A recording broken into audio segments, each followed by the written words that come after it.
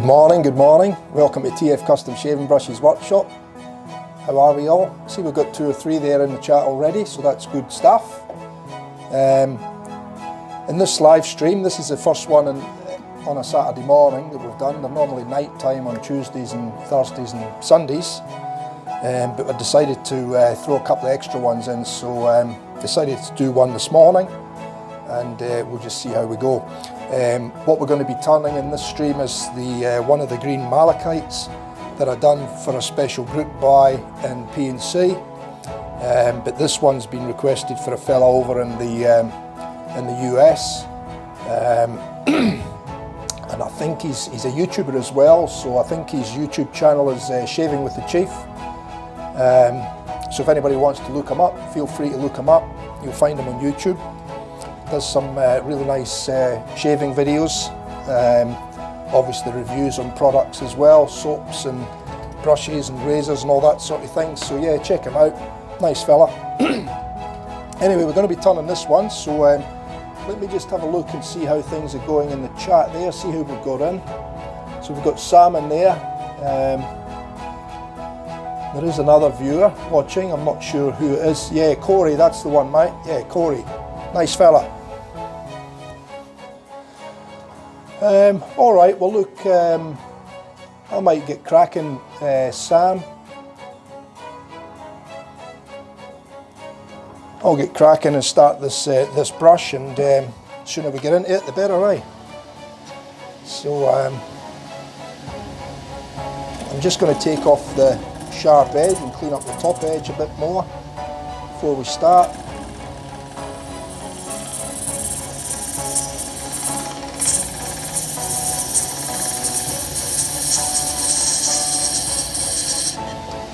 That'll probably do me there for now, till we see how things are going.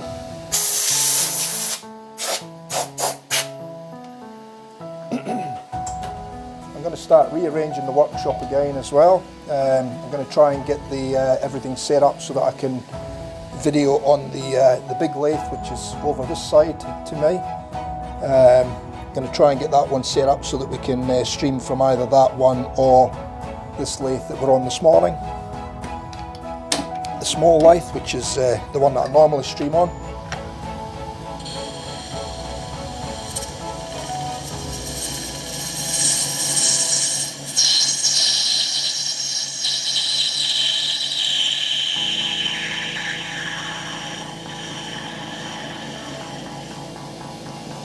And there we go.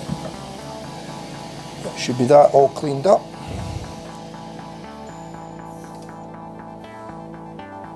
Yep, all good there. Might just take another little cut though.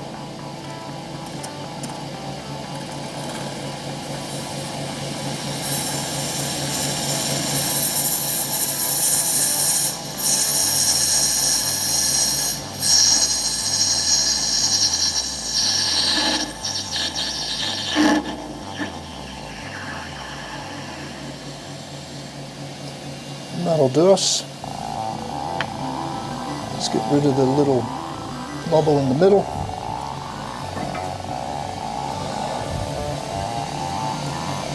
There we go. And then I might change over now. We'll put the Forstner bit in.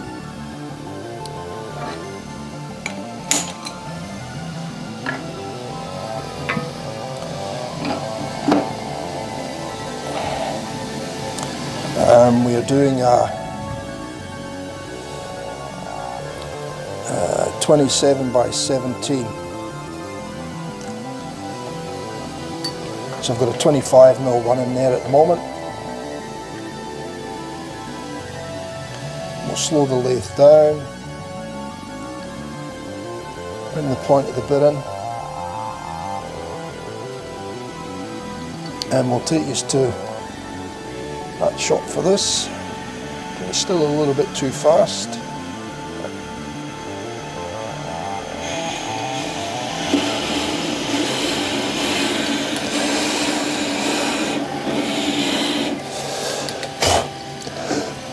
Excuse me. So we'll take that back on 0.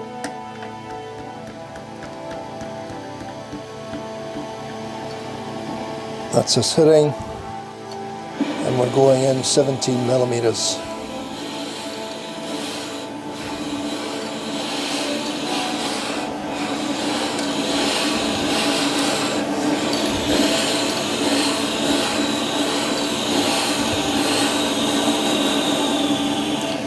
And that's us there.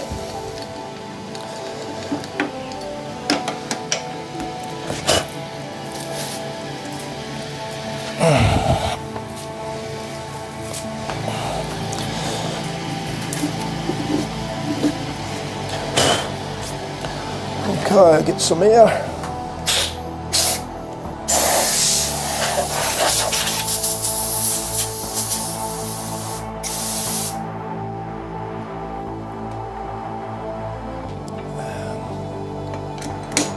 Take that away.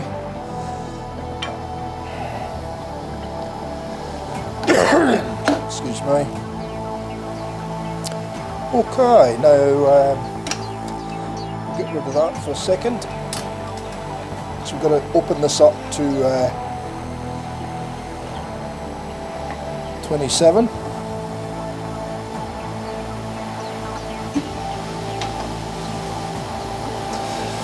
So we'll just check that.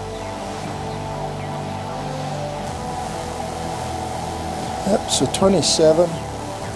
We should be 17 deep now.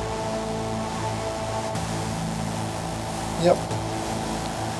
And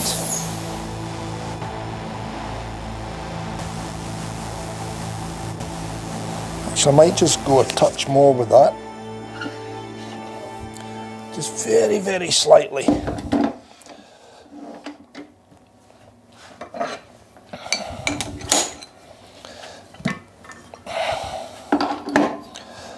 Doesn't need much at all.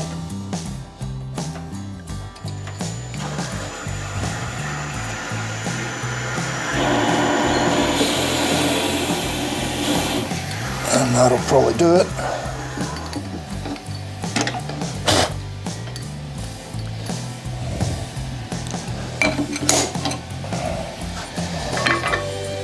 Just check that again now. Yeah, that's better. Okay, happy with that. We'll take it out to 27 now.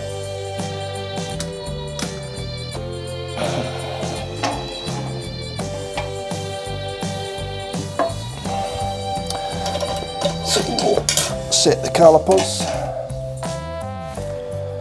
to 27.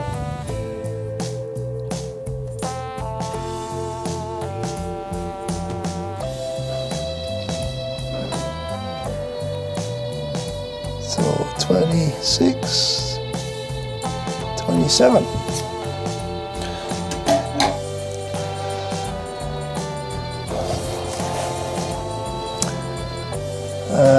Usual protagonist, how are you, buddy?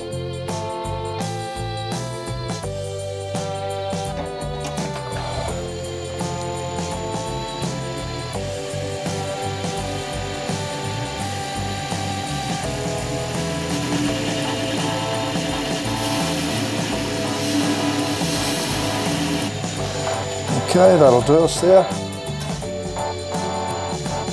Just move that back a touch now. And we'll come in and take that material there out.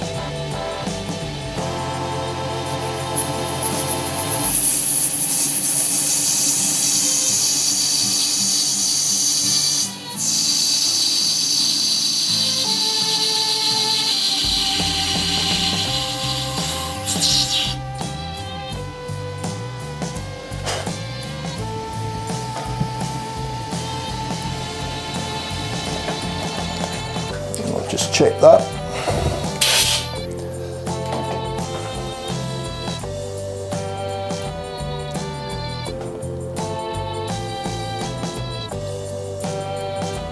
"26, 27. Yep, that's good enough for me.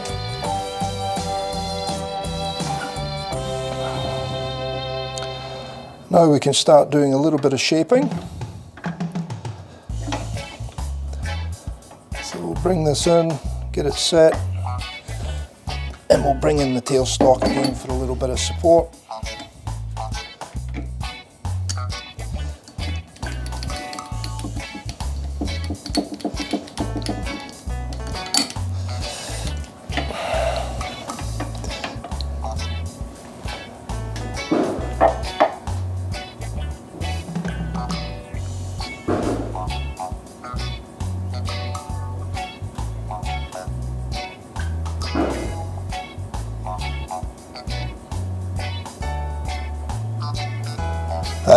This one's going to get a rhodium fitted to it, mate.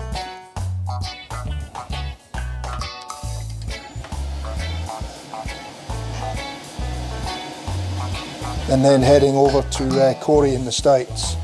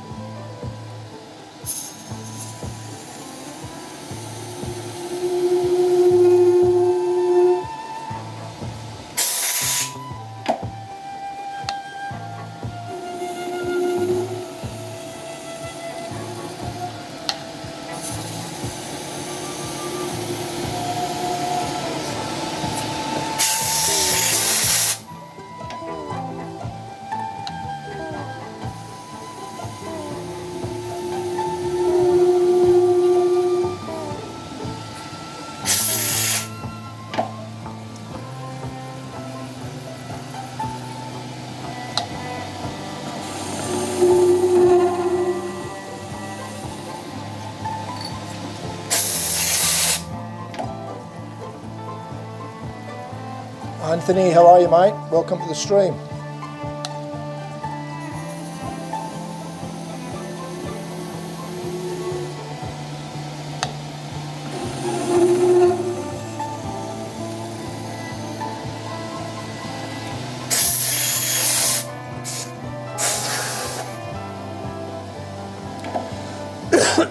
Excuse me.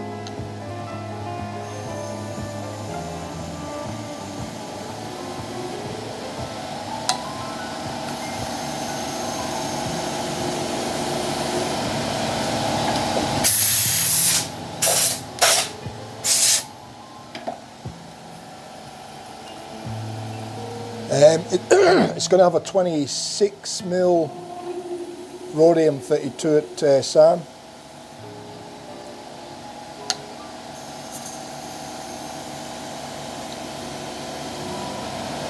Which is just a nice size.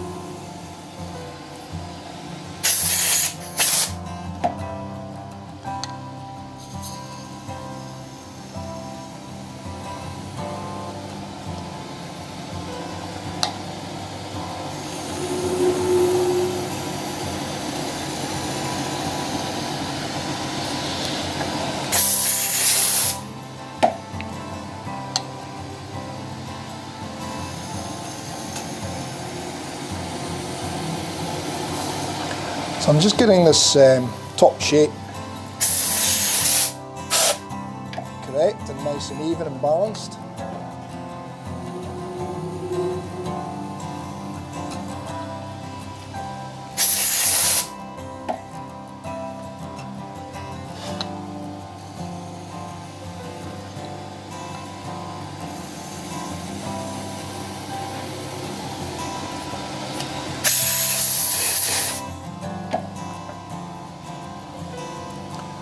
And what I'm going to do is just release the tailstock so I can get in and just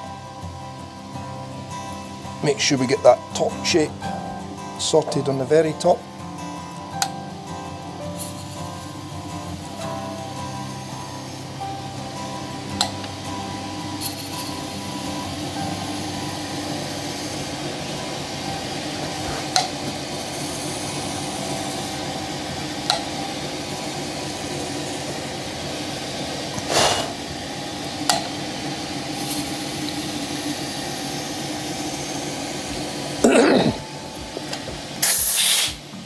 So I like to try and sneak up on the shapes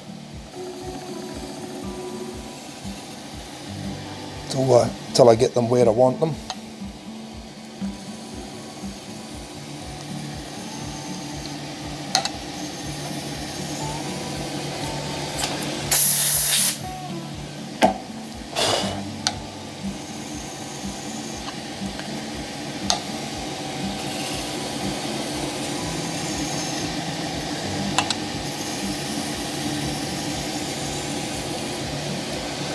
And that'll probably do me for up top there. We'll just clean up this edge a little bit.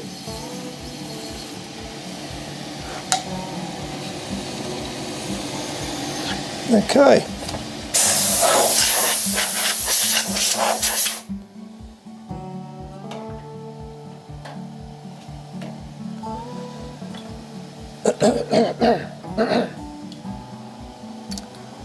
And now I can come in here with that, give it a little bit of support. And then we'll start to hollow in here.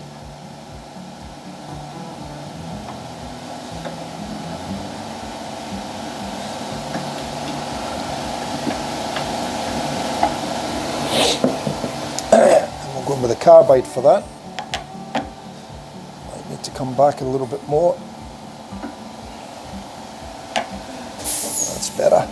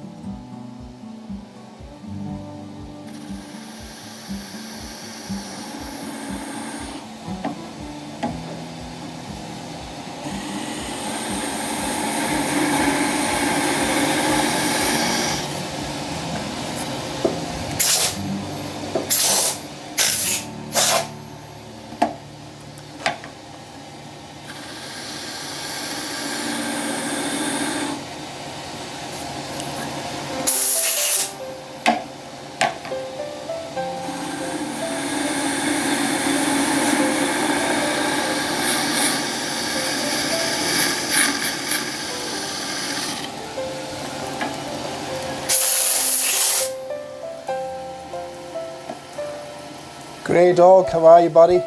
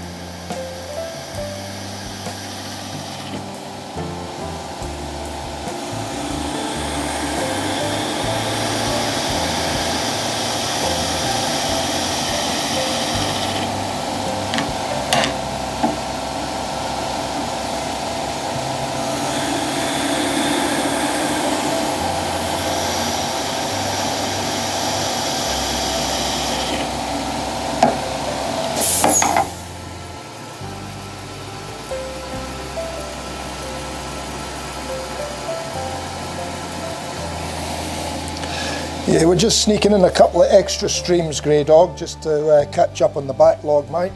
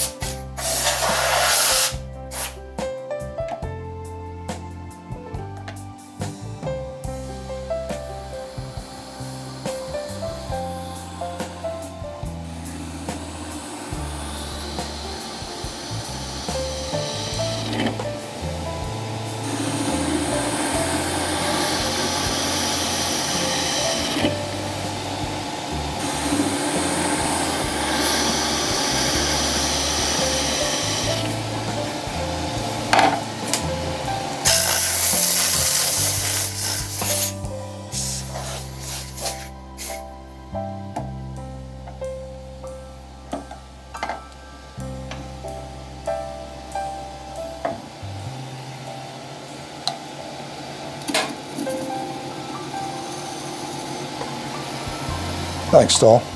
Just give me 2 secs.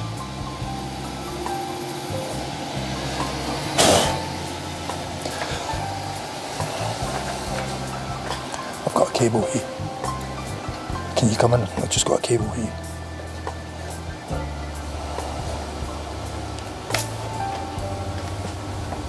Thanks, Tom.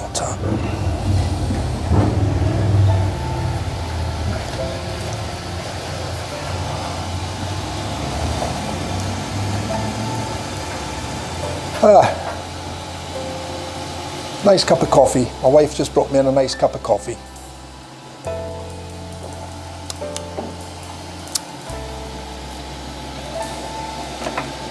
Okay, let me have a look at this, see what I'm thinking. Yep, so we'll keep hollowing in that waistline there, thin that down a fair bit, and then I'll come back up and touch up the top shape a little bit as well.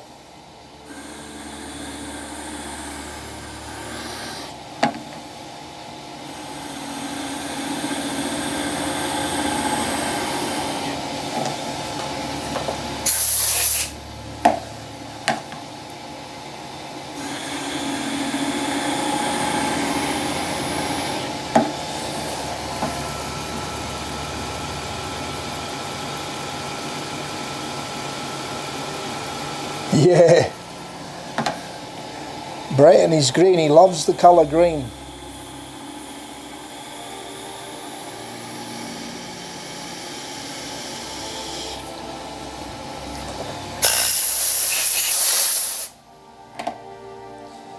He could be working because I know he works some weird hours, so he could be working.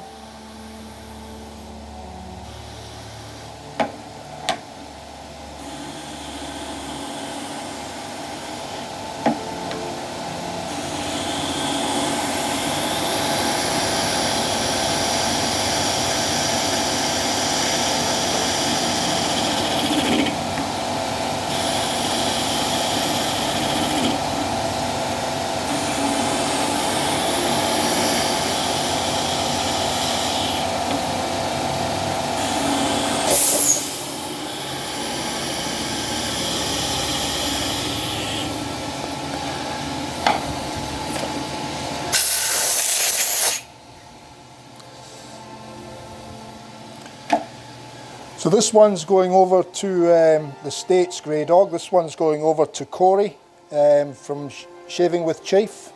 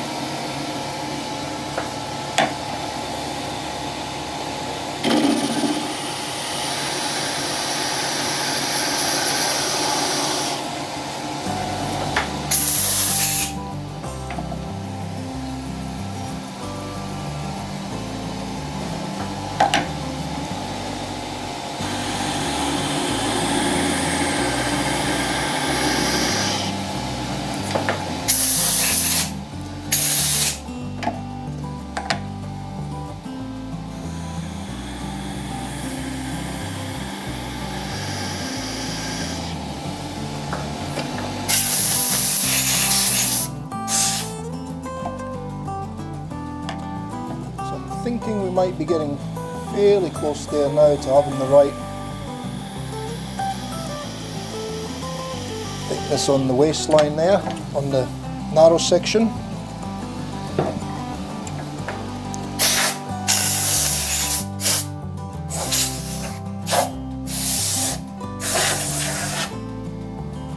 So let me just flick this out the way for now.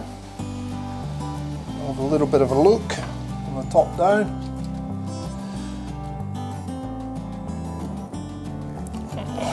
And I'll maybe take use to that as well, so you can see what's going on there.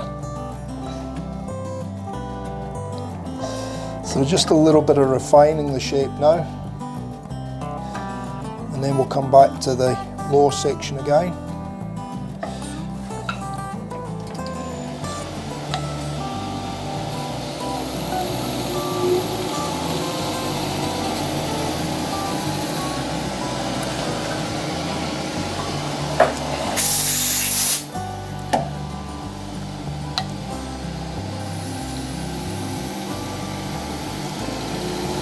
And I've started getting ready for the,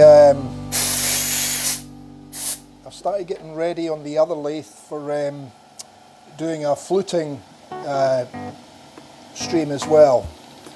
Grey Dog was quite interested in that one, so, but I've got to move a fair bit of stuff around yet, so I'm slowly working on that one in between.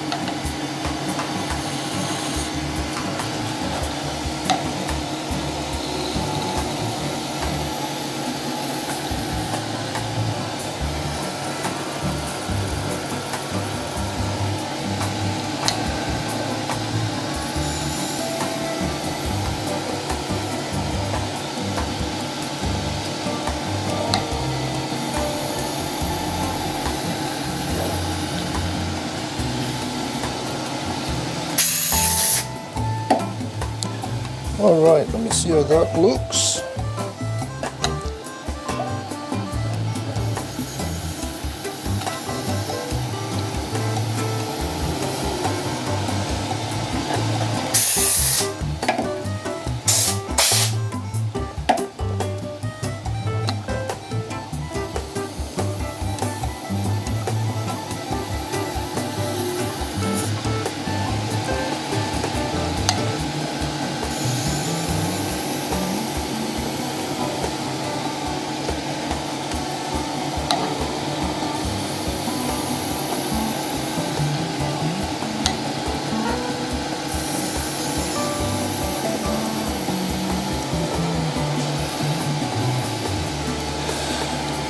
Okay.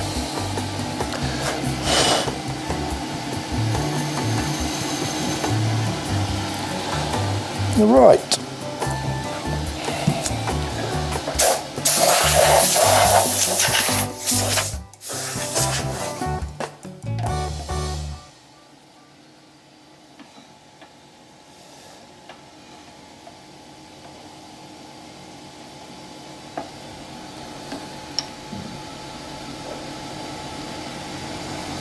So I'm just going to come in and put a parting tool mark in the bottom just to give me my finished bottom.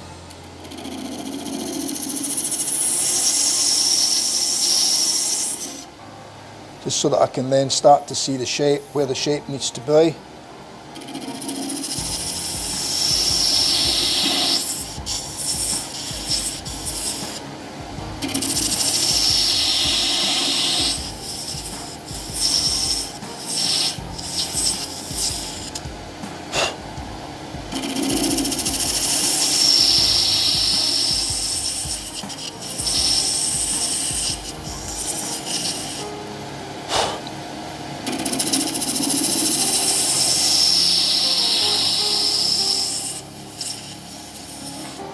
I can't see.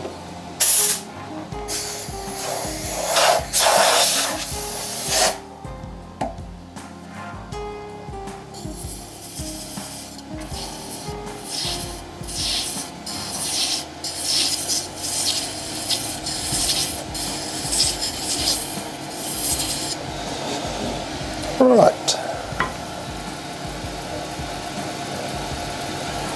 No, mate, I'll stick to my DEs.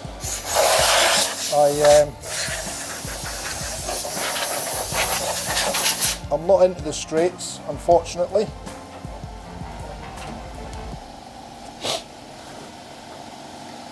I haven't tried one, to be honest, but yeah, I don't shave enough, Grey Dog. Like I said, I'm one of these guys that, unless I'm going anywhere, then I always like to be clean shaven, but I'm one of these guys that shaves every 3 or 4 days, and I enjoy it, but it's not something that I go crazy about.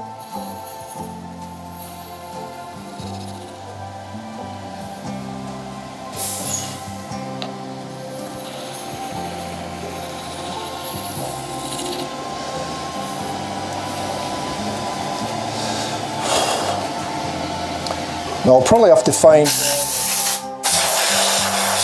I'll probably have to have a look at my phone in a minute. I can't remember if Corey said he wanted a maker's coin in the bottom of this. I'll have to check and see if I asked them.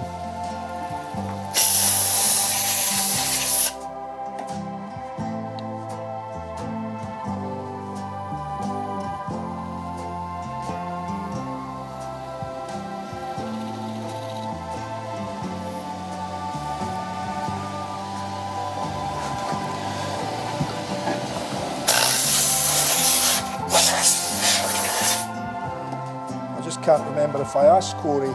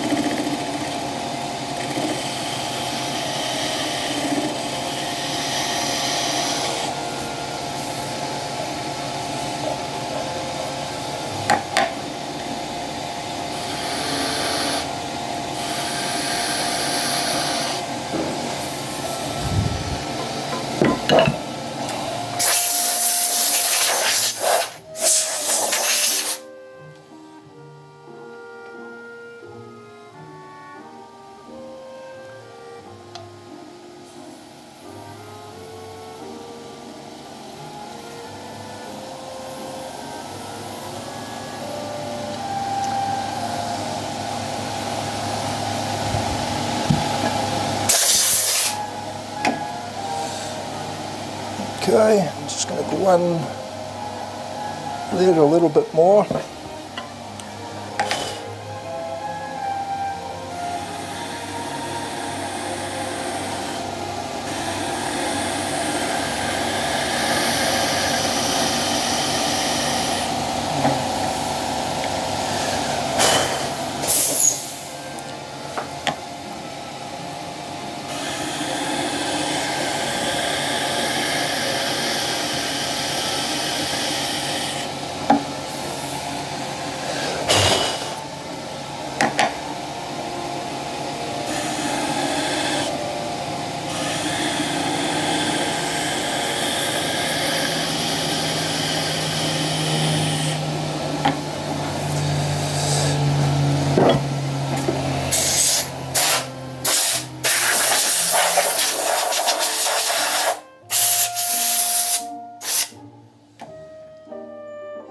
Okay, let's have a looky.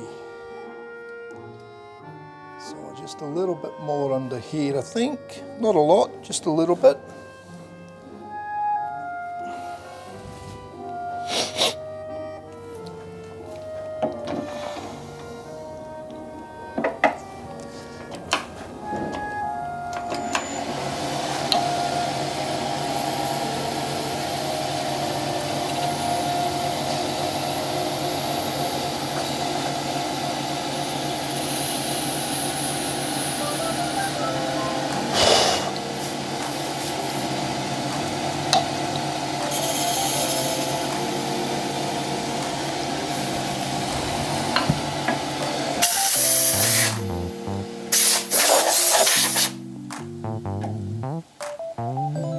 And possibly a little bit more off there.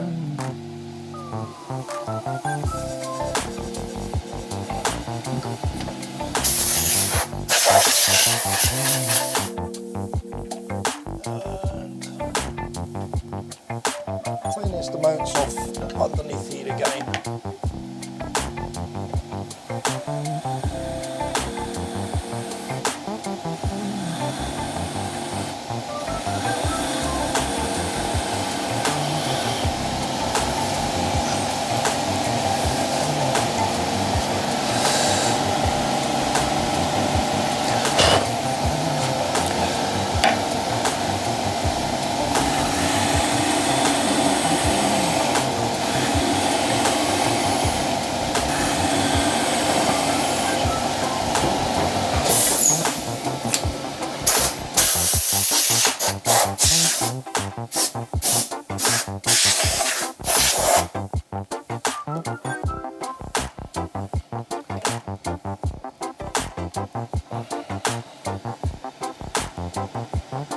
Yep, I'm liking that.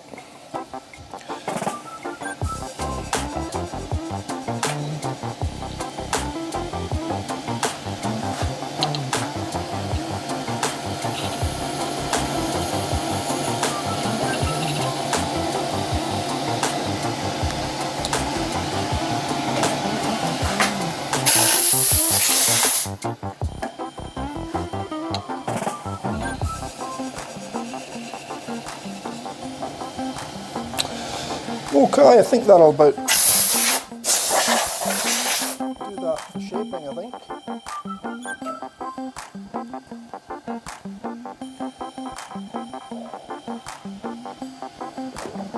So how are we going in the chat?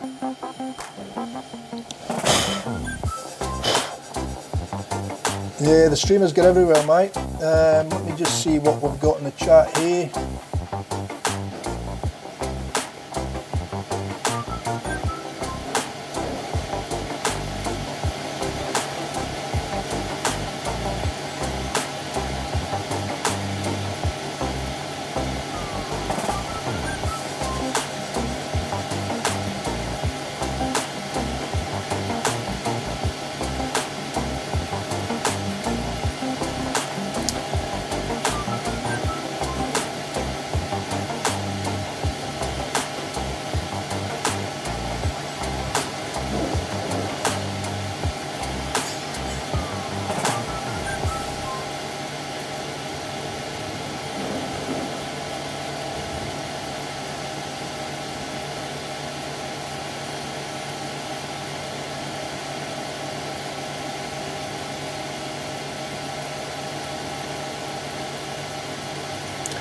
Just catching up in the chat, fellas.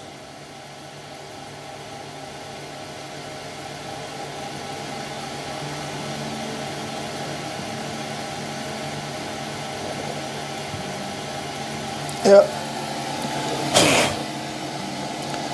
Okay, well I'm reasonably happy with that shape. It's quite pleasant actually. So what I'm going to do is I'm just going to drop the tool rest right down now. And I'm going to just pat in a little bit more on the bottom, so that we've got less material to take off when we actually turn that around. Not a lot, just a little bit more.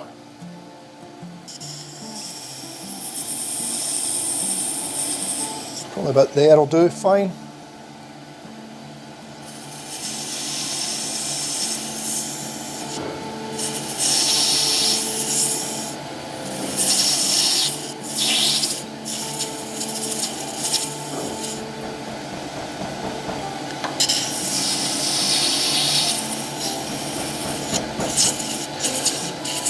If you're wondering what all the noises are in the background, my neighbour's doing some work on his house, so there's a little bit of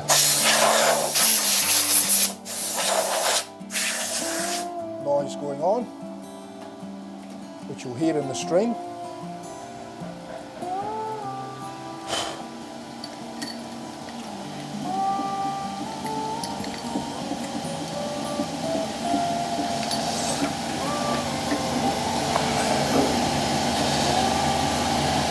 Okay, so now I'll just touch up the top edge of the brush, or the handle I should say.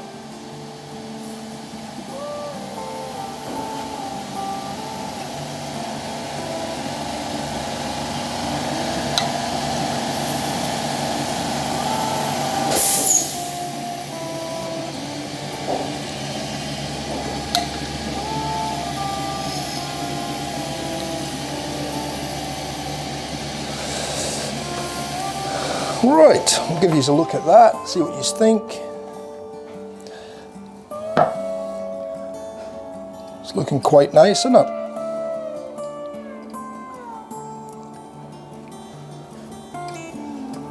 Very nice. And I think the shape is just spot on.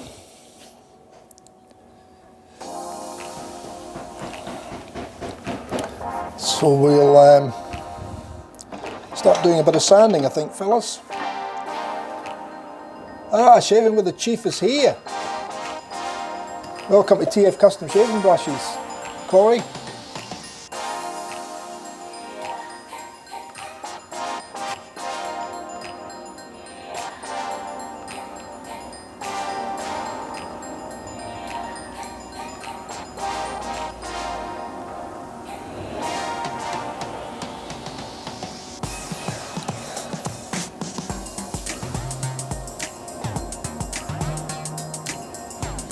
I'm just trying to catch up on orders now, Anthony. That's why I'm doing the extra streams, mate. I normally stream on a Tuesday, Thursday and Sunday night, and I've thrown in a couple of extra ones. I got one this morning, which is this one, and then I've got another one later on this afternoon. Just trying to catch up on a few handles. This one here is Corey's. It's actually the casting itself is absolutely beautiful, the way the colours come out in it.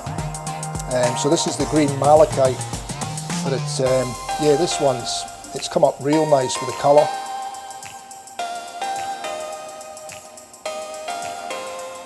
So I'm just going to go through a little bit of sanding now, fellas. So this is the boring parts,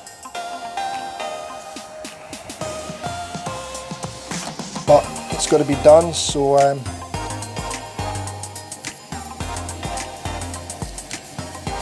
these blanks do come up quite nice and shiny too, so not too shiny. They have got a little bit of a matte type look to them, but they do get a bit of sheen on them. And the depth in the colours is quite spectacular.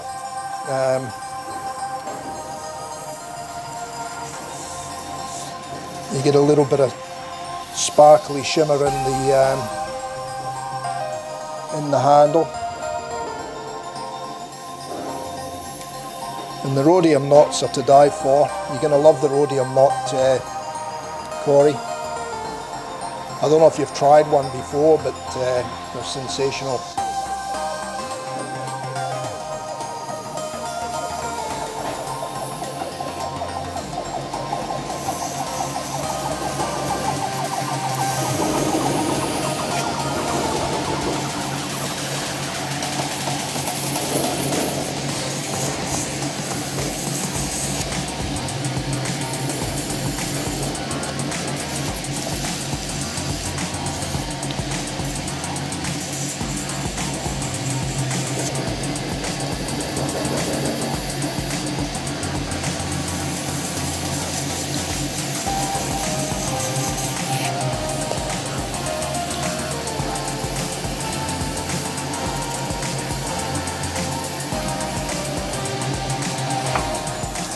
Yeah, I don't think I'll be doing them every morning, mate. If you've seen how much setup and times involved for each stream and getting ready and cleaning up in front of me with a mess and getting everything set up. I don't think I could do it every day, mate. I'd be battered.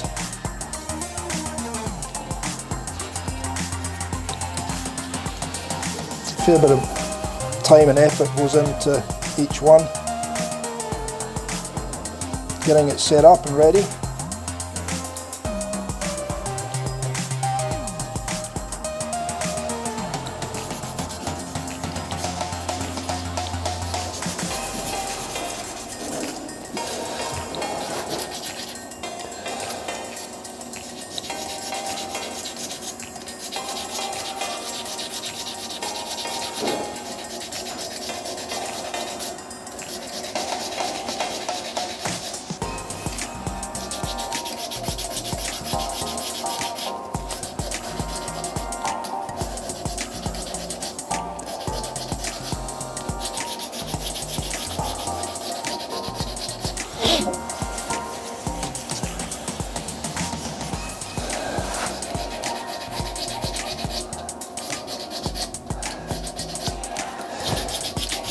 Yeah, Sarjan will probably be busy with the kids, mate, being that it's the weekend here. So we're Saturday morning here now.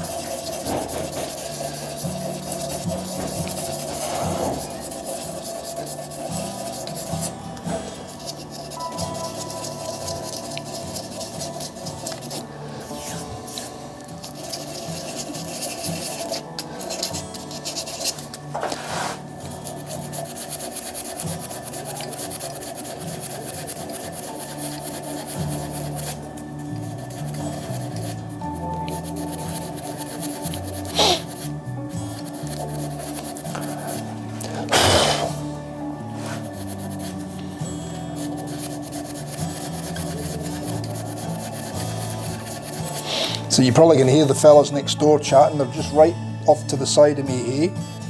I was saying earlier they're doing a fair bit of renovation to the house, so obviously being the weekend he's getting in and getting stuff done.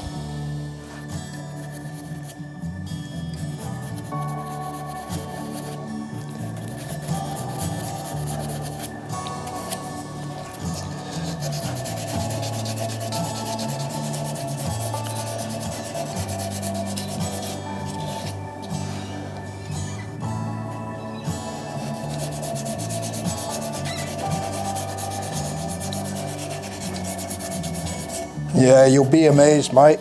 The beautiful, beautiful knots they are. I'd say they're up there with the best, mate. So I don't think you'll be disappointed.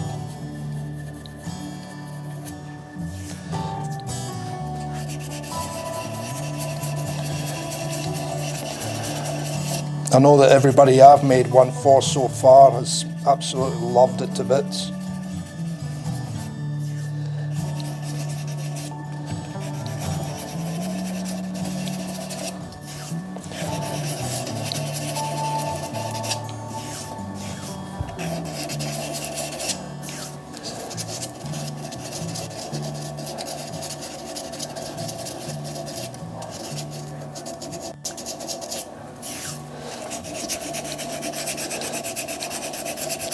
But then you guys are a bit spoiled over there too. You've got all the options over there, haven't you?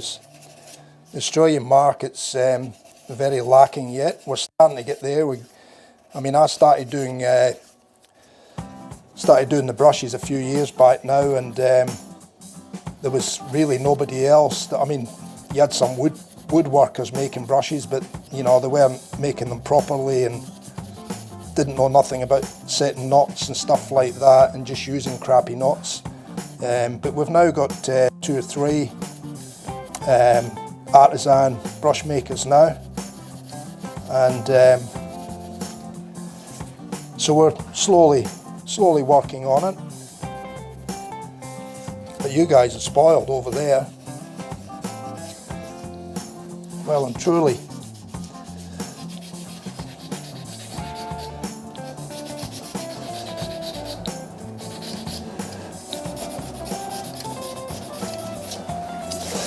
And the big issue we have now is all the postal costs, and everything's just gotten so expensive.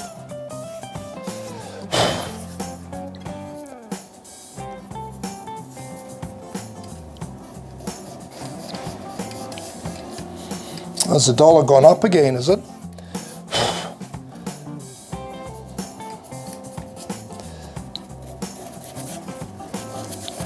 I haven't checked it the last couple of days.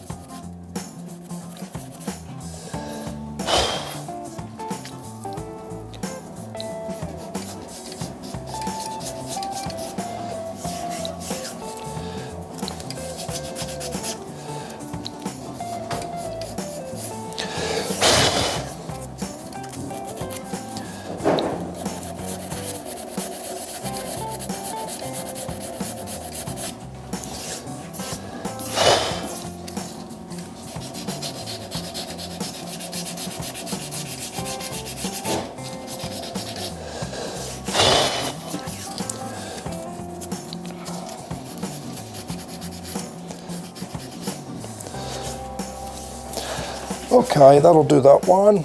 Got the next one.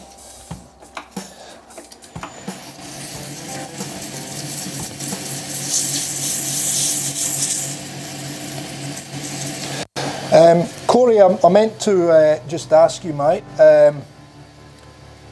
did we discuss putting a coin in the bottom? I can't remember if I discussed it with you about putting one of my maker's medallions in the bottom. Can you remember if I asked you, mate?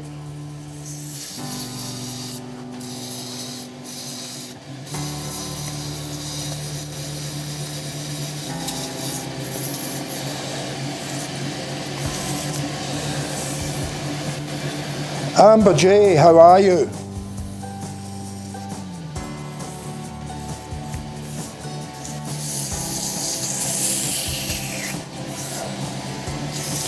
Welcome to TF Custom Shaving Brushes Workshop.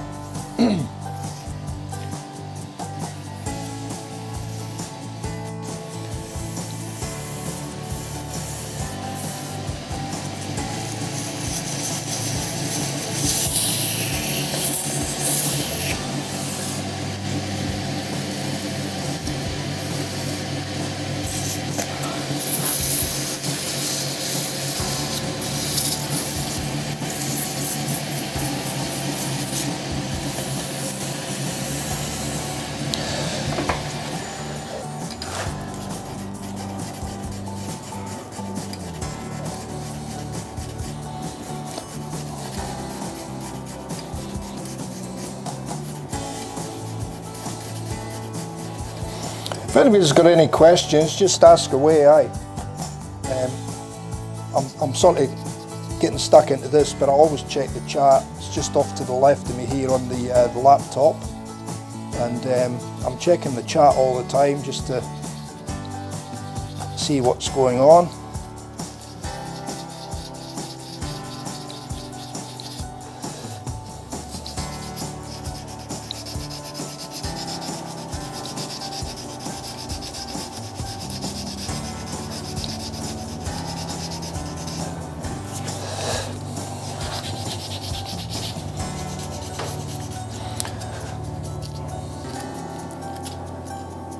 Amber made a first handle.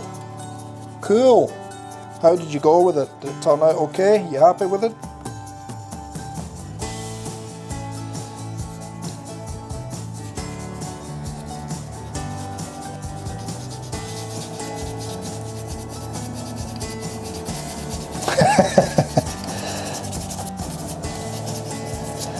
Well, that's good.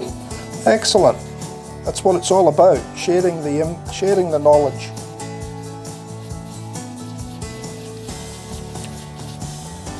If you ever have any questions, Amber, just drop me a message or drop it in the comments below the videos. I always try and get back to everybody as best I can.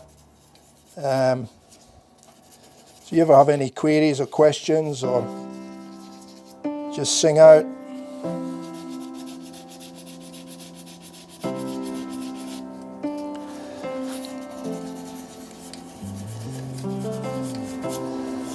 Yeah, this one's about that 60, 68 mark again, mate. Just let me check for you. I'm pretty sure it's 68. It's a pretty typical length that I make, and a lot of people say it's really nice in the hand. Yeah, 68.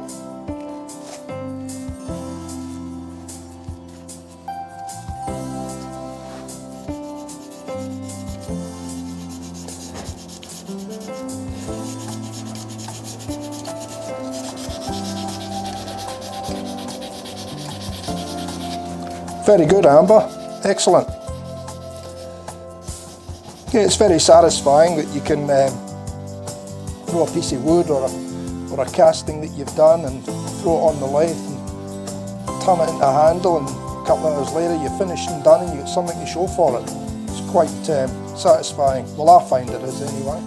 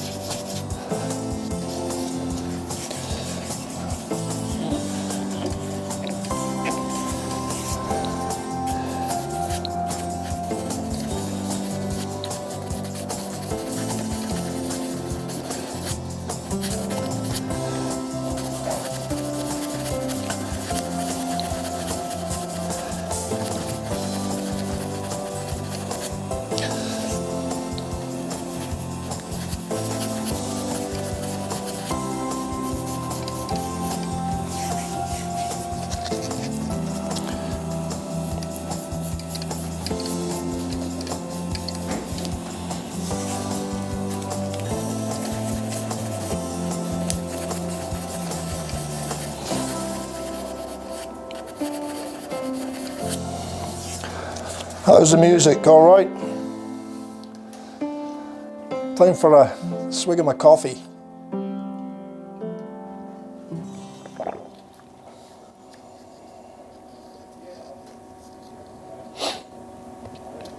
No, none of my neighbours, mate, to be honest. I mean, we're friendly terms with all the neighbours, but I'm one of these kind of guys, I don't push myself onto anybody, so I just do away and tick along in the background. That's how I like it.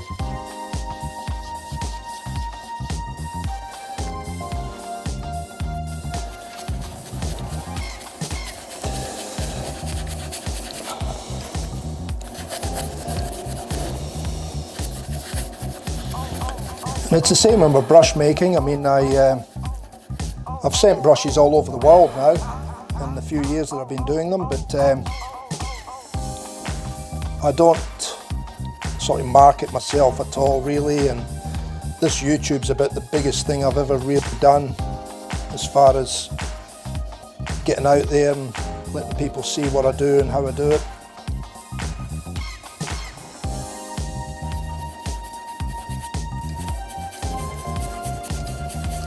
It's, as I've said once before, I wouldn't like it to get too big that it becomes a pain. I like it fairly small. I can take as long as I want to take with a brush. I'm under no pressure. I don't want it to become bigger than Ben-Hur and then find that, you know, it becomes like a job, because then I wouldn't enjoy it as much. I like being creative, I like the making, I like the shading, but I wouldn't like it to become a job. So as long as I'm enjoying it, I'm enjoying the making, I'm happy with that. So, you know, I don't have lists like a lot of other guys do where you go on a waiting list. I just take them as they come. and you know, when I get to it, I get to it. Normally somebody doesn't have to wait too long. No worries, Grey Dog, you're going to enjoy yourself with the grandkids, mate. Have a good weekend, eh?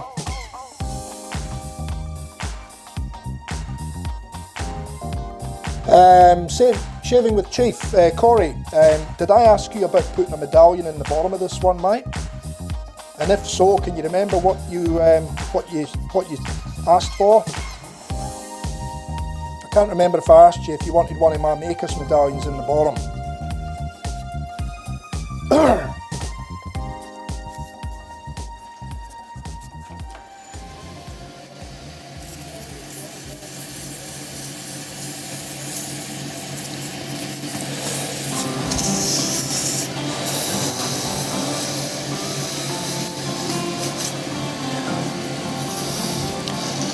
This is just my standard routine, Corey. Nothing special, mate. That's my standard routine.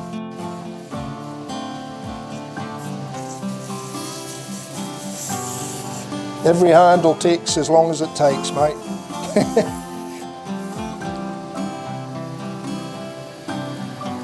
I only have the two different coins, mate. I have an antique brass. I'll get them out and show you them in a tick.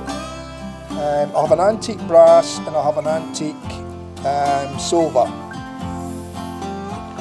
And with the green, I think you'd probably be able to put any of them with the green. Just let me, just give me 2 secs, mate, and I'll go and grab a couple of coins for you.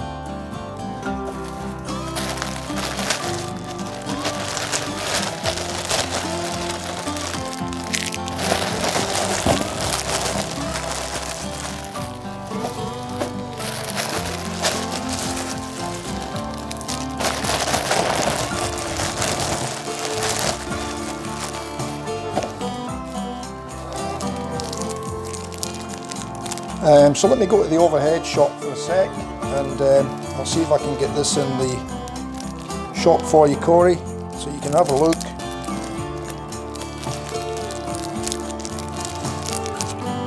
Let's put that up there.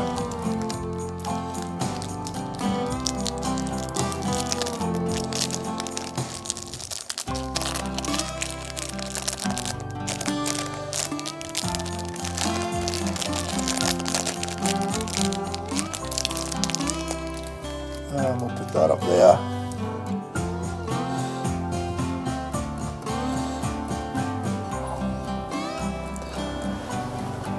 So that's them there, mate. TF Customs shaving brushes. And that's obviously the antique brass here and the antique silver, which is sort of like a silvery black, and then obviously you've got the brass with the black. But I think either or would go okay with the green.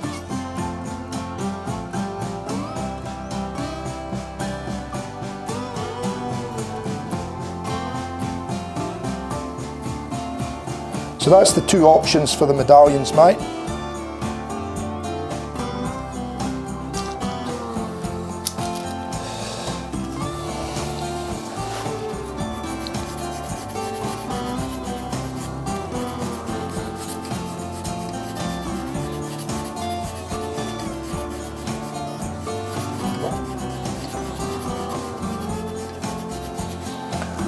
And it should just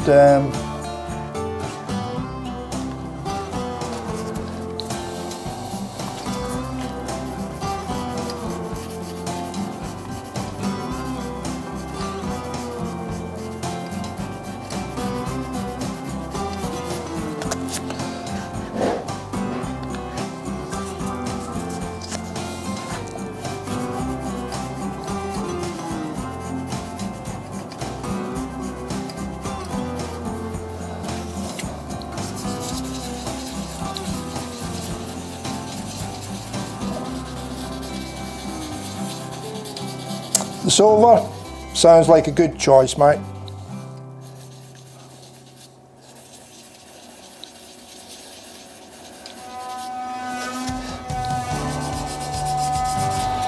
No, we got a bit of noise happening next door now.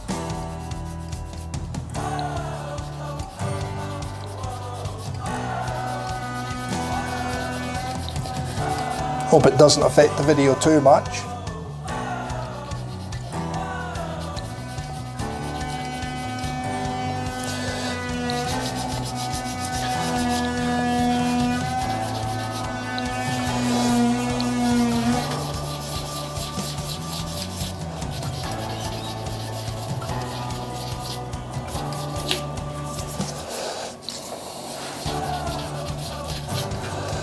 And we'll just get in here now.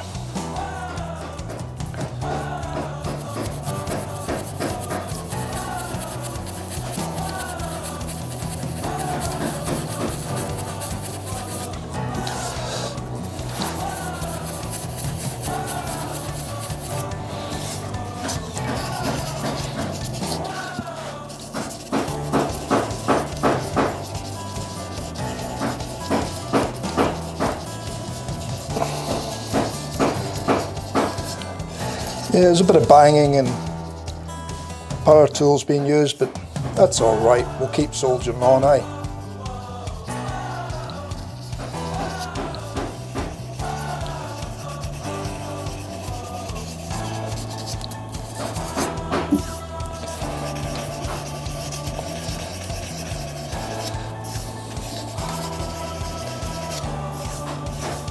It's got some lovely colour in it, this one.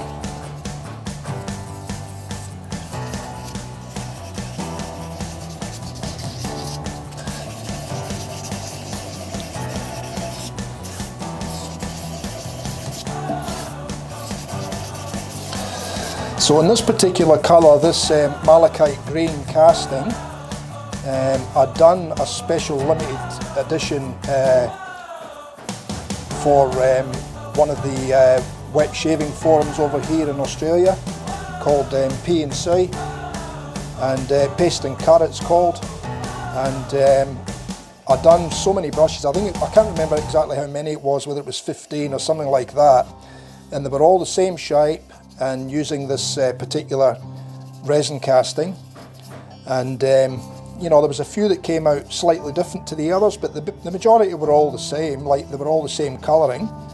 But this one's got some really nice colour and pattern in the compared to some of the others. So there was, I think it was 15 or something in the group buy, and then I've only done, this is the second one that I've done out with that group buy. So it's a fairly limited, colour and mix, this one, as far as how many is actually out there. But then most of my resin castings are like that anyway. They're all pretty individual. I don't sort of do heaps of the same casting. I'm always mixing it up a bit and changing things. So, and then the shapes, I do everything freeform, so I don't use any patterns or jigs or anything like that. I do it all by eye, either from a photograph or from dimensions or just from my head.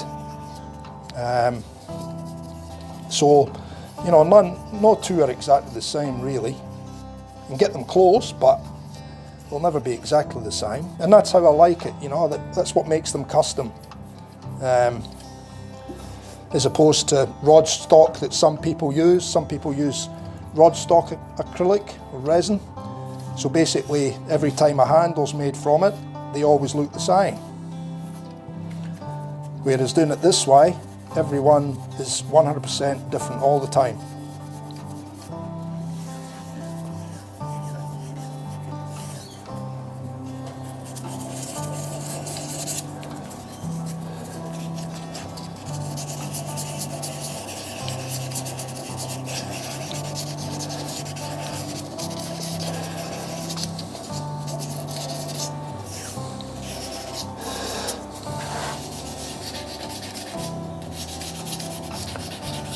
And you'll start to see the colour pop in it in a little while once we start getting, we've got another couple of dry grits to go and then we'll go to wet.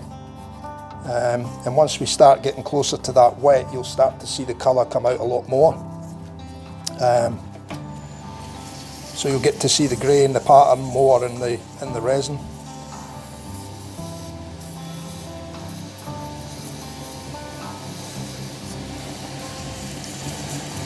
And this is a favourite shape of mine, this particular shape.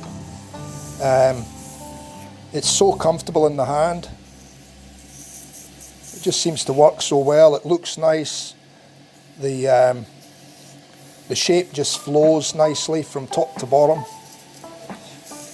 It feels good in the hand. You can hold it in your fingers, in the tips of your fingers as well. It's got that sort of shape to it.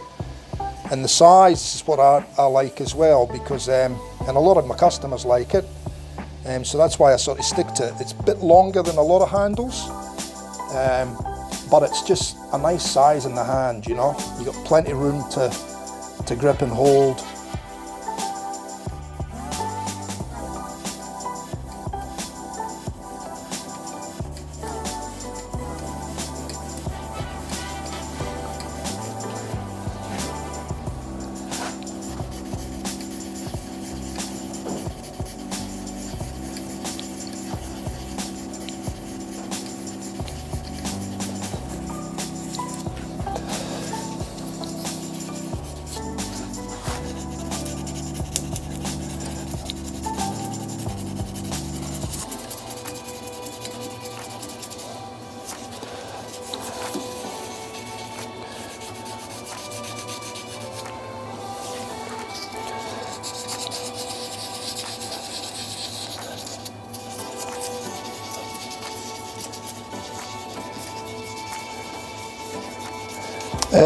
Blank sizes vary, mate, depending on the shape of the handle. My standard size, which is this particular type, so here's another one. This is the one that I'll be turning in tonight's stream.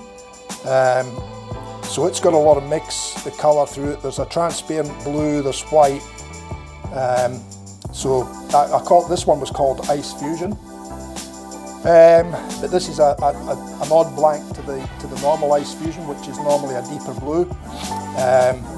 But that's the standard size of my blanks. So if I measure that one for you across the diameter,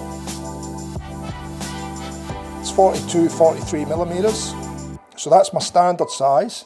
But then I also go up to a 45 by 45 in a square mold, or in a round mold. And then I go up and do a 50 by 50 as well. So it depends on the shape of the handle. Some of the chubby type handles, they need to have slightly larger size, because obviously they're short in height, but they're quite wide. So to get the shape right, I normally start with a wider blank with them ones, whereas with these ones, the 42 mil is more than enough to get the shape that you want, you know. 9 times out of 10 you're reducing that, because 42 mil would be too big in the hand anyway, would feel too big. So you'd be reducing that down like I've done with this one anyway. The wider part here is probably getting out nearer the width of the blank, but not quite. So yeah, and then obviously you taper it in for your shapes, and that's what gives you that look, you know.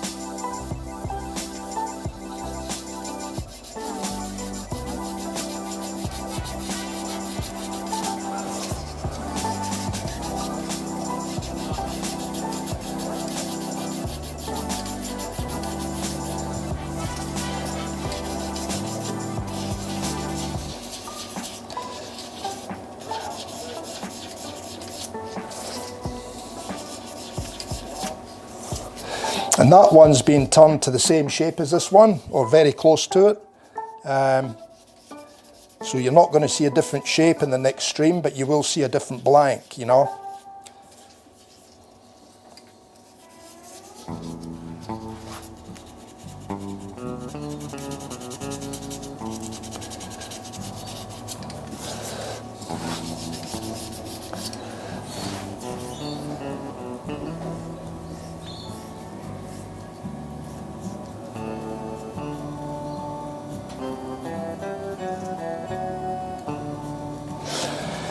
Yeah, that's true, Corey. I probably should be upping my prices, to be honest, but like I said, I put as much time into them as they need to be put in. Sometimes you can find things inside the blank that you don't like, or you know, especially in timbers and stuff, you might get a bit of torn grain, or so you've got to either work the shape till you lose it, and which means more time to work the blank. So I don't sort of base my prices on my time, mate, to be honest. I probably should, because, you know, doing all this setup with the cameras and the live streaming and everything else, it, you know, it all mounts up, and I'm probably undercharging, but at the moment, I'm happy with that.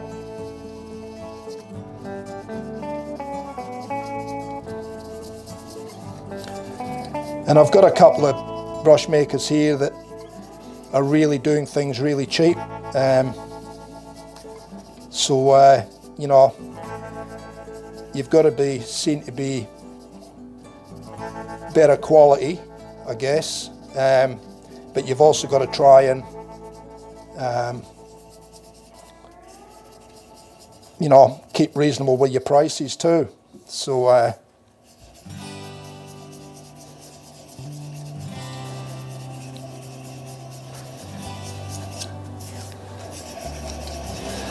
but look, at the end of the day, the time that you spend doing this sort of stuff, it pays off in the end, in the end product. To me, if you don't do this or go through this process as thoroughly, then the end product, you don't get the same result. So to me, it's an important process.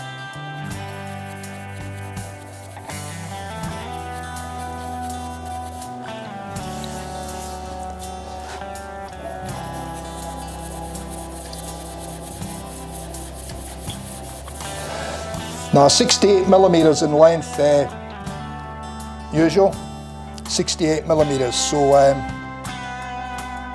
50 mils, say about 2 inches, and then you get another 15 on that, so say 3/4, so 2 3/4 inches in length is the handle, thereabouts. I don't work in imperial, I work in metric, but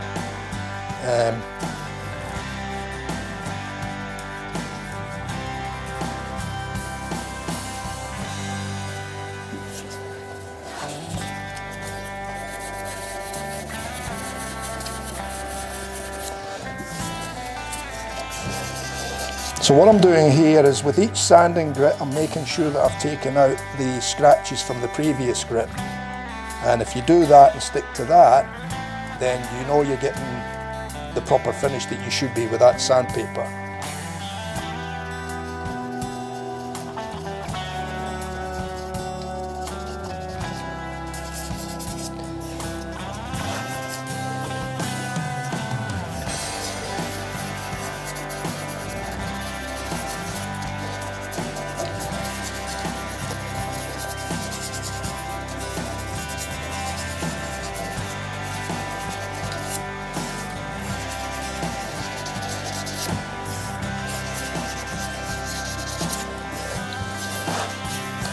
Right, I'll do that one.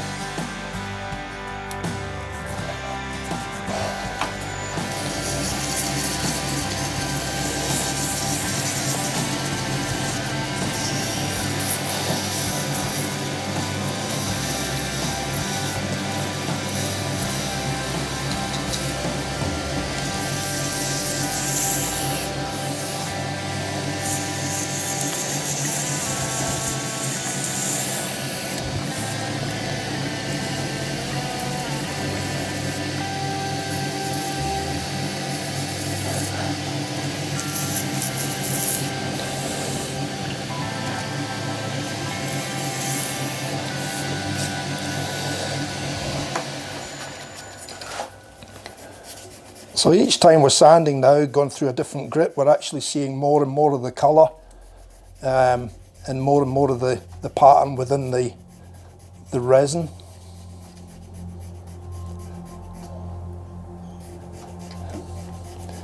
And it actually looks like malachite. It looks how, like, if you were cutting into malachite, it's how it actually looks.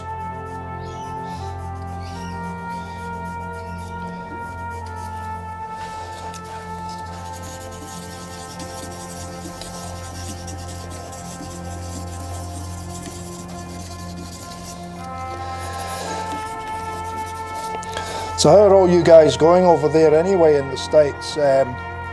how he's going with all this COVID stuff and all the other stuff that's going on in your country at the moment. It's not affecting any of you guys too much.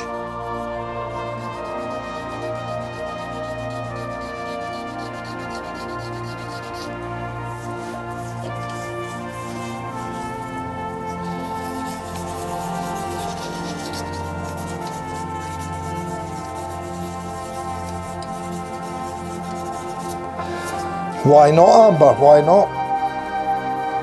A really nice synthetic knot, nice and soft, just to pamper you a little bit. Some beautiful synthetics out there now if you're into synthetics.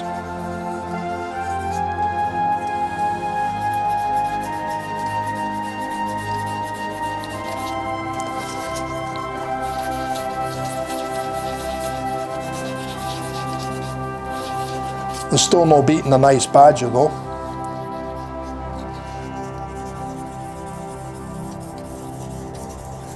Yeah, we're not too bad. I'm in Queensland, which is sort of up north. So we're okay. We've got some restrictions in place. I think it's a like gatherings of, you know, up to 10 people. The cases are very, very low. We've got virtually, you know, very small numbers, really small. However, Victoria, which is down south, Melbourne, is they're copping it quite bad now. But I think they're getting on top of it. They've gone into a full lockdown down there, the whole state. So all the borders for each of the states in Australia here have closed, or most of them have closed. Sydney and New South Wales, they've got a few cases every day. You know, like 11, 10, 12 cases every day. But we up here are only in the really low numbers. You know, we only get maybe 1 or 2 or none some days. So, but our borders are closed to keep everybody else out, so.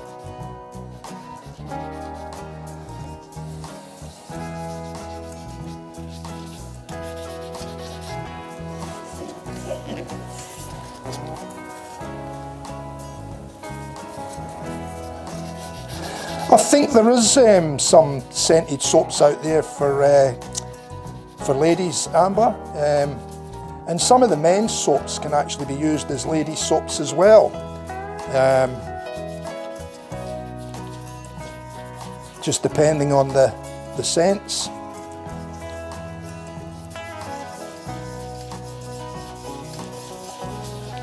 I think there may even be some unisex soaps around, you know, designed for either or. So yeah, you maybe have to just do a little bit of searching on that.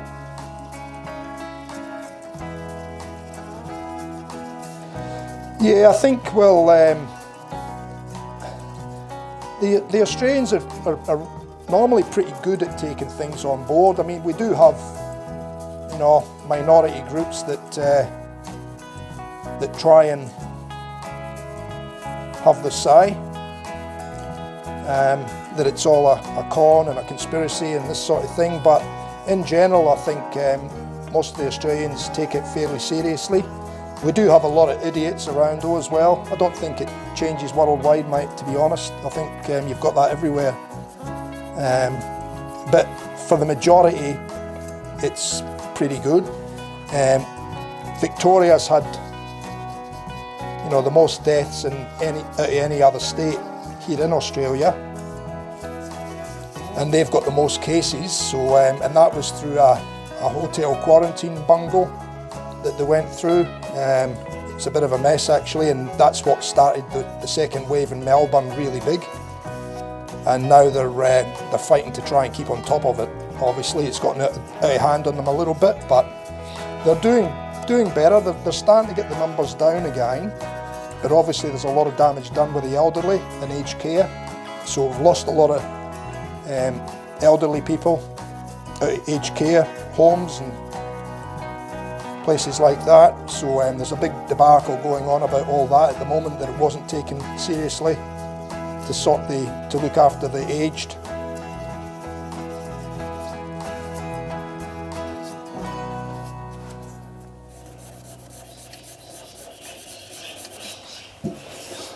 So yeah.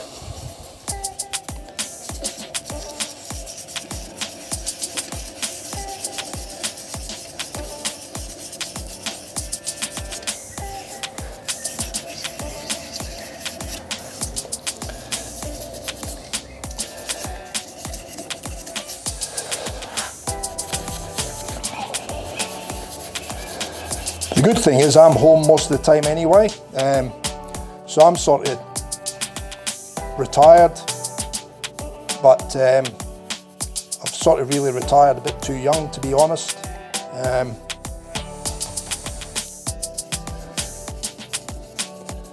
So, you know, this is my only source of income now.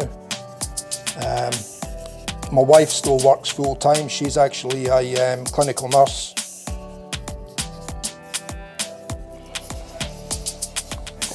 Anyway, that's us done there now, fellas. So I'm going to bring the water bowl over. Actually, I'll go and change this water. Just bear with me a tick, fellas, and ladies and gents. I'll be back in a tick.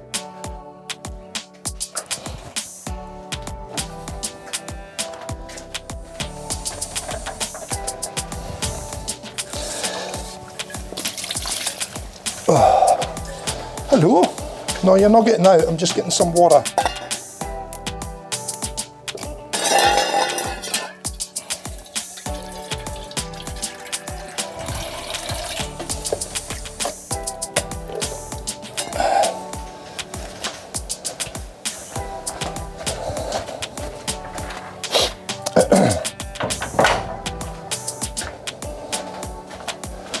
Just talking to my little puppy dogs there,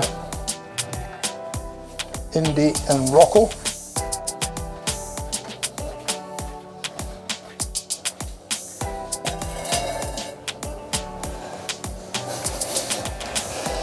Right.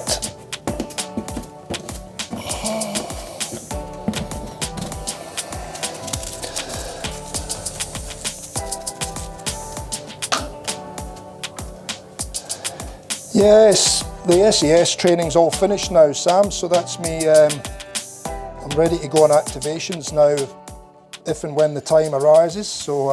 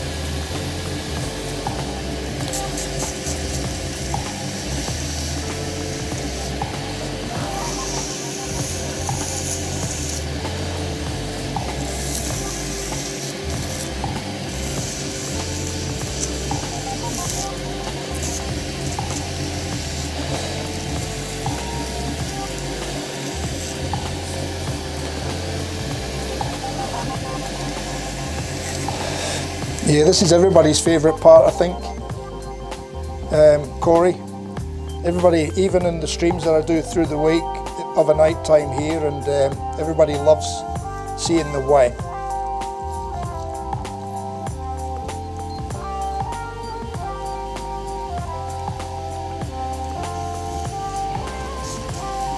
I'll stop the lathe and let you have a look in a minute.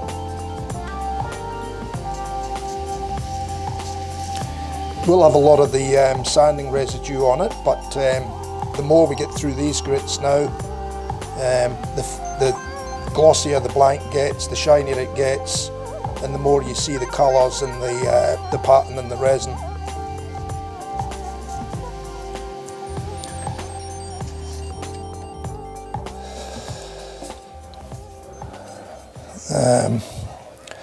So I'm just going to do a little bit of hand now with these as well. So I do this with every grit basically.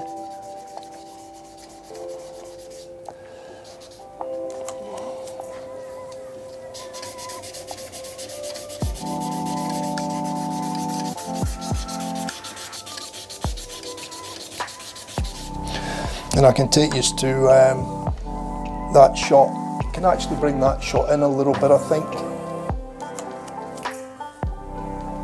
The camera might be blowing out a little bit, but you should get the gist of that.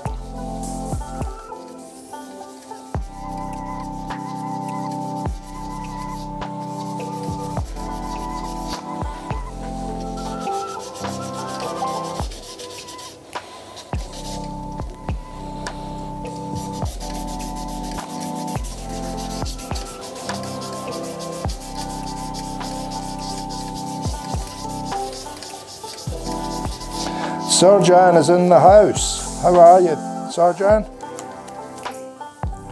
Some of the guys were asking about you this morning, and I says, oh, he's probably with the kids. I says, being the weekend.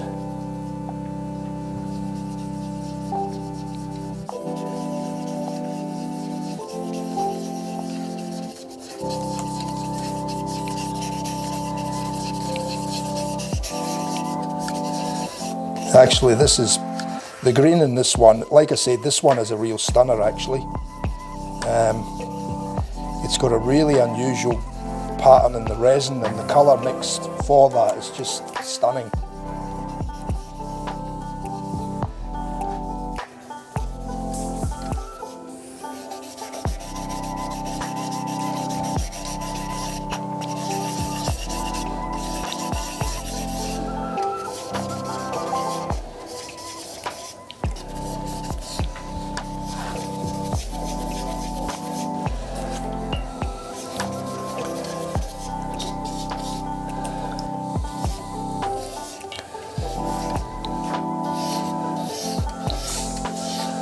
Absolutely stunning.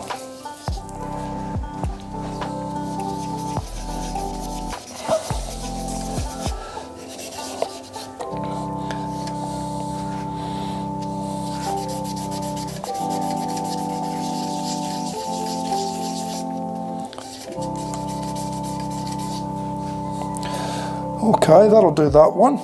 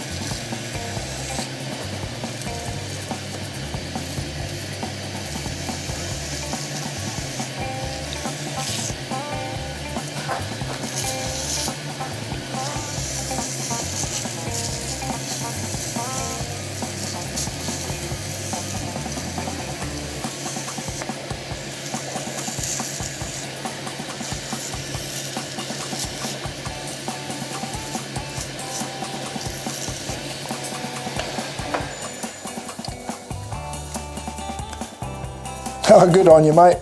Busy catching up, like me.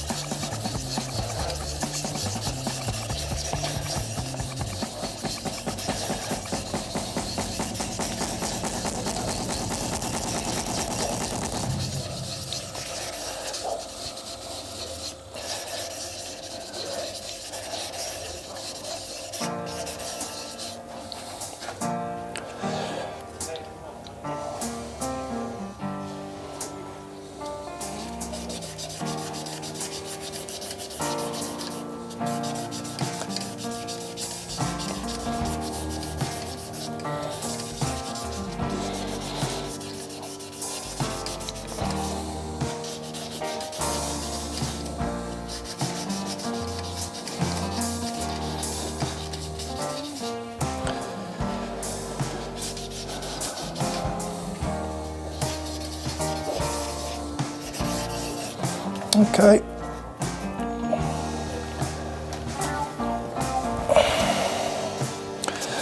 So we're just working through the grits.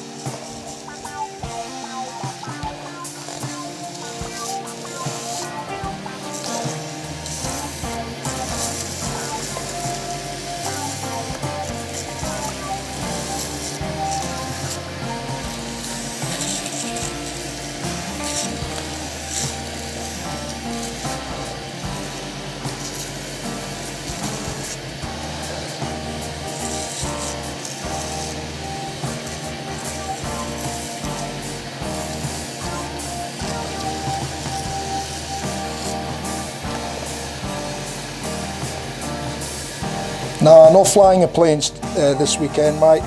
Too busy, too many other things to do.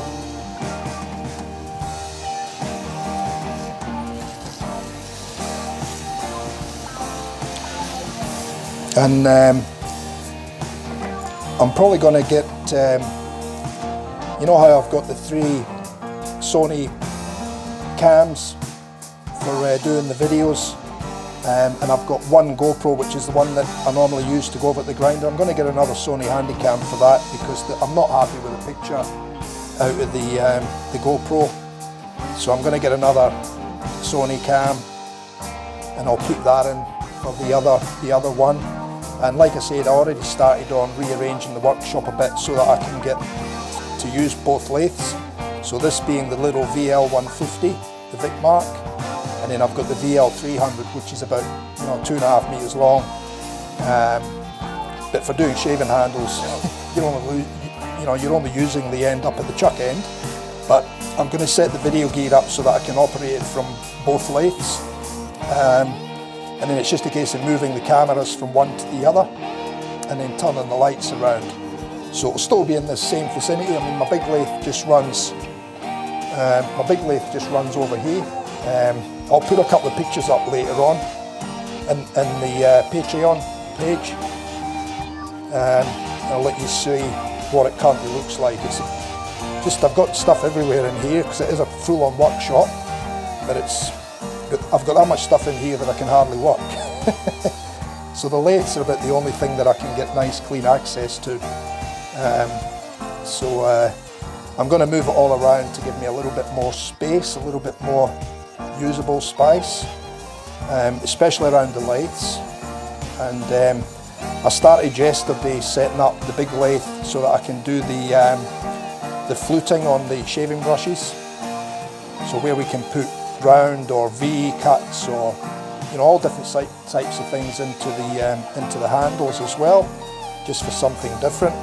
I did do some fluting on a few handles which I called the Roman. You'd probably find them on my TF Customs Shaving Brushes Facebook page. You'd probably see them in there somewhere in the photos or the videos, where they had fluting on the bottom of the handle and fluting on the top, and they came up quite nice. But Grey Dog's quite interested to see how I do my fluting, so I'm going to set up a live stream, and I'll turn a couple of handles or something like that, and then I'll do some fluting on them and show how I do it, what my setup is here on the lathe. But I'll do that on the big lathe. I can't set it up on the small lathe. It's too the setup's too big to do on this one. So that'll be an interesting stream, seeing the fluting being put into the handles.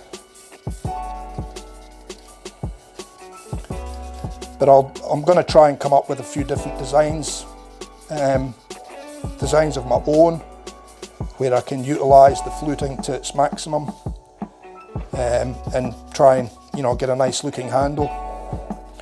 So yeah, so interesting. It'll be nice to start it and follow it through in the streams, I guess.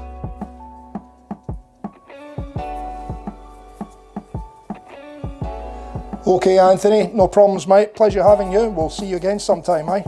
Cheers, mate.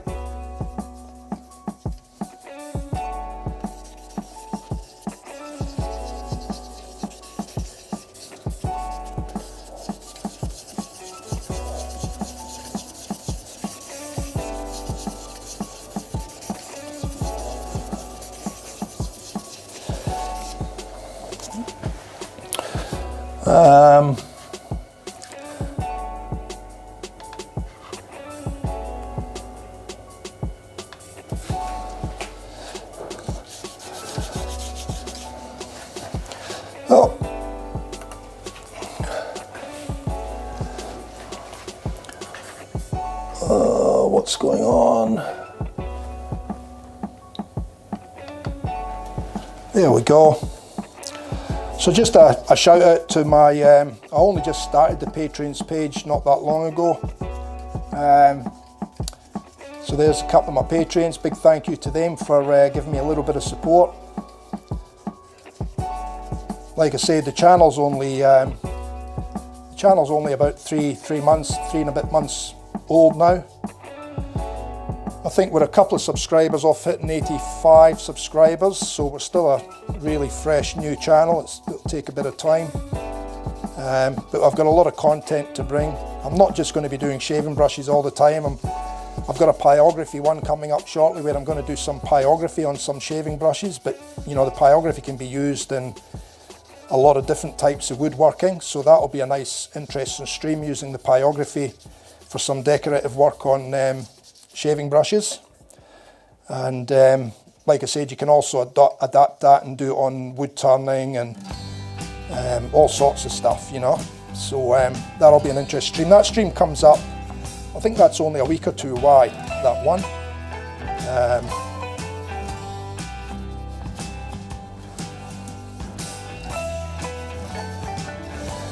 If this Saturday thing becomes a favourable with viewers, then I may even look at doing adding in a Saturday morning stream or a Sunday morning stream.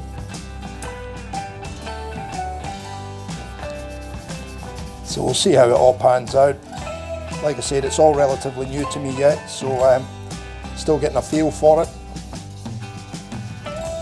So once again, thanks Razor, Samuel, Brett, Catman Fan, Shaves.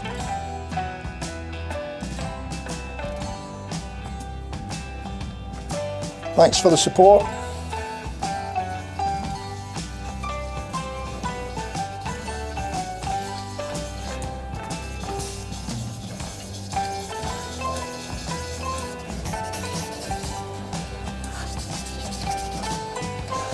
Yeah, we're starting to get a nice smooth finish to it now.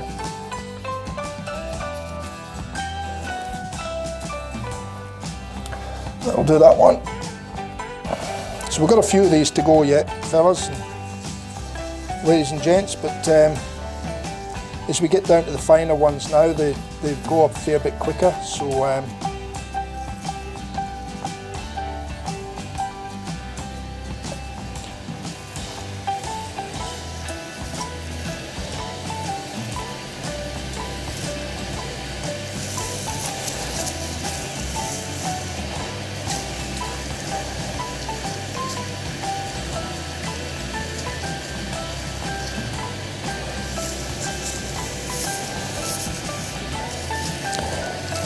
yeah, well, all my weekly streams are at 7 o'clock Australian Eastern Standard Time, which is the wrong time for the States or the UK and places like that. So we may have to look at throwing in maybe one or two, maybe one stream in the morning. So like I said, maybe a Sunday morning, Sunday afternoon.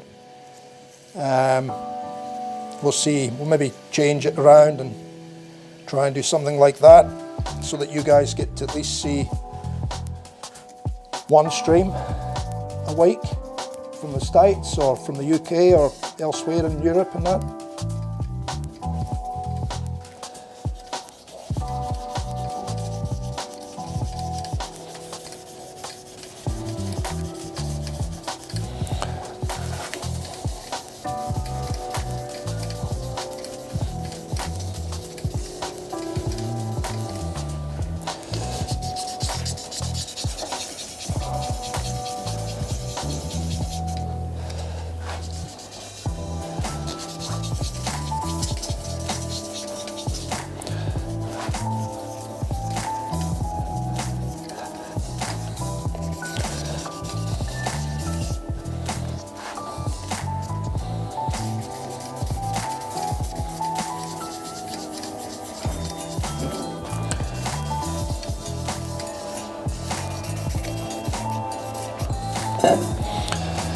Okay.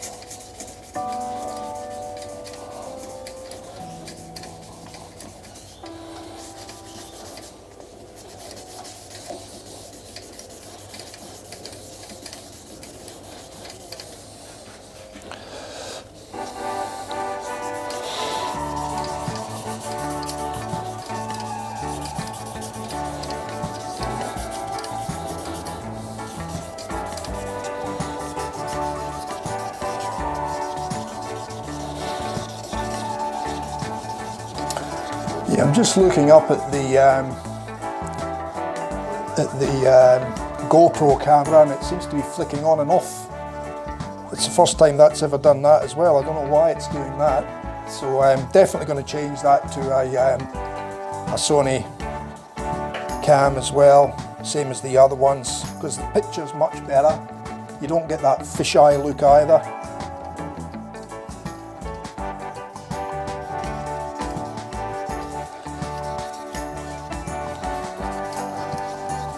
So we'll get that one changed out in coming weeks. Probably need to sell a couple of brushes first, and then buy a camera.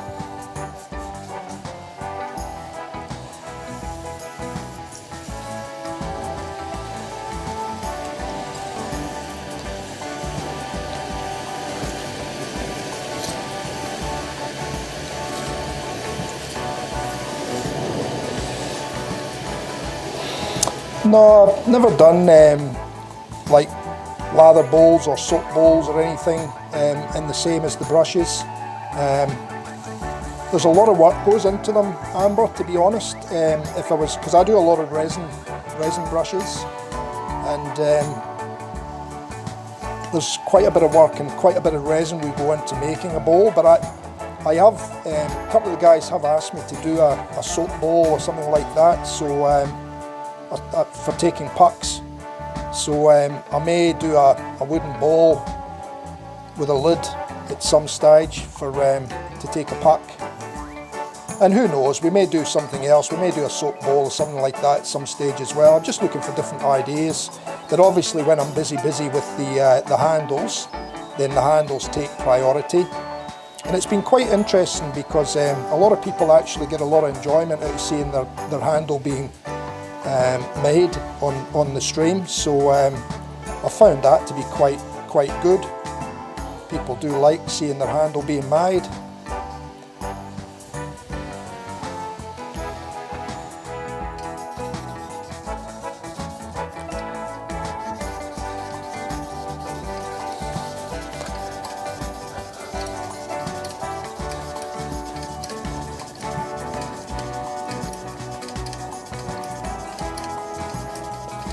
Yeah, well, so far so good, but we've been going for an hour 56 so far. So it normally happens anywhere from that sort of 2.5 to 3 hour mark when the laptop was crashing. But so far so good. It's hung in there with us. So I've changed from using Google Chrome, and I've just actually tried the Edge, Microsoft Edge, because that was the other one that was on the laptop. So that's what I'm using at the moment, and so far so good, you know.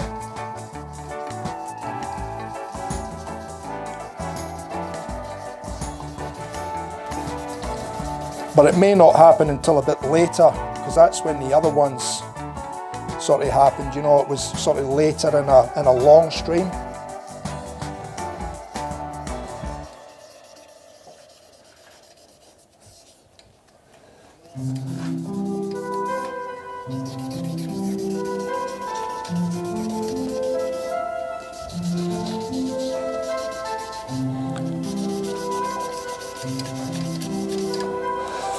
That's that one. So we've only got a couple left now, fellas. The wet pads, and then we'll take it off and turn it around. We'll set the finish off the bottom, get ready to set the coin in.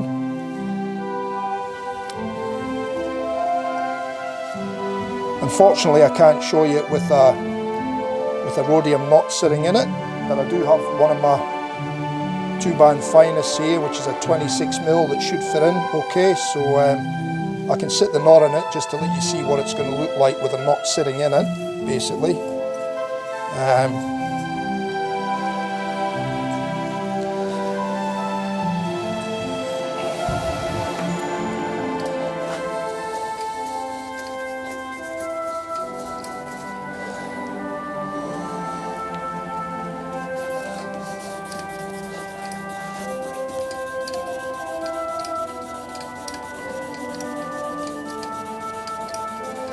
Yeah, well, I've worked with wood all my life. I'm a qualified tradesman. I done my time as a shop fitting joiner back in Scotland, and the company that I served my time under was a very old traditional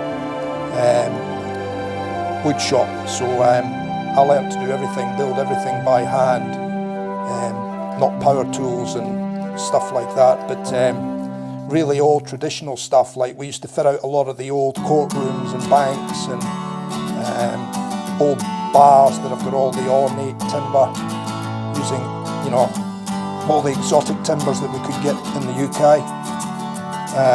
So that's my background for 40 odd years. I've been in construction industry, so I've been around.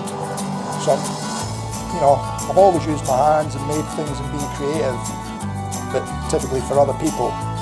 So I started turning a long time ago, many years ago. I bought myself an old cheap second-hand lathe, had a ply, and tried to make a couple of pens, and I didn't like it. So I sold it and gave it away, and then probably about, it would have probably been about maybe 8-9 years ago, I decided to give it another try, and I bought a second-hand Nova, and I actually quite took to it that time. So then I started up a Perfect Pens and Pencils supplies business, just running from the front area of my house with a little shop, and making pens and selling pens. But then I started selling all the components as well, and all the tools and hardware and stuff, and even lights. And I run that for about 7 years. So part of that was still in my working career, and we were running that. And then when I retired, that became my primary sort of focus, selling pen components and tools and all that sort of stuff. And then only just probably a year or so ago, I started winding that down, and started concentrating on my shaving brushes. So that's sort of really all I do now. I play around with a couple of different things. I've got a couple of big laser machines as well, so I play around with them as well a little bit, but not too much. But it's mainly the shaving brushes that I do now. But I was turning all sorts of stuff, bowls and vases, and honey pots and honey dippers and all sorts of things. So I will be doing a few different bits and pieces on here. I'm not just going to do brushes all the time, but like I said, brushes take priority if I've got orders to do, so hence why that's all I've been doing for the last month or two, because we've had quite a bit of brushes to do.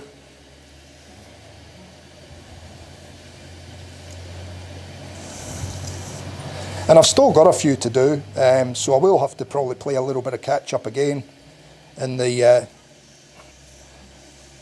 not too distant future, because I've got a couple of castings to do, custom castings, and I do have another few brushes to make, but they come in at the latter end, so yeah, I'll need to get onto them at some stage. But yeah, it's all good fun. And like I said, I don't stress over it now. I really enjoy doing what I'm doing, and I don't stress over it. So I think when you start to stress, that's like I said before, it's when it starts to feel like a job and you don't enjoy it as much when you feel you've got to do it. I like to be creative when I feel like I want to be creative, you know. So there's a difference in that, being forced to do it or having to do it, as opposed to doing it because you want to do it, you know.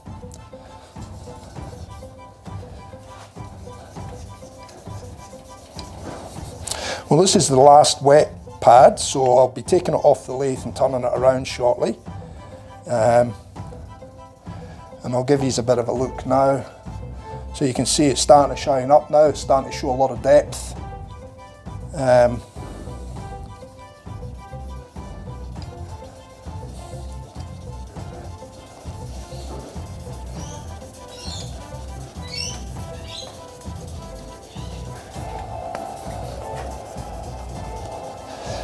Yeah, but I mean, if you're turning things already amber and you're getting nice shape and form to them, I mean, even pens, I mean, there's a lot of people out there that make pens and they don't know how to make them properly. So it's all about form and fit. And if you're getting the fit right, you know, marrying up the blanks to the components and getting a nice fit there, and you're not making them too bulbous and, you know, out of whack like some people do, you're getting nice form and fit, then yeah, you're doing well. That's what it's all about. You practice on stuff like that, and then when you get comfortable with that and you get comfortable with the tools, then you can move on to, you know, bigger stuff and other stuff. Does your husband turn as well, or is it just yourself?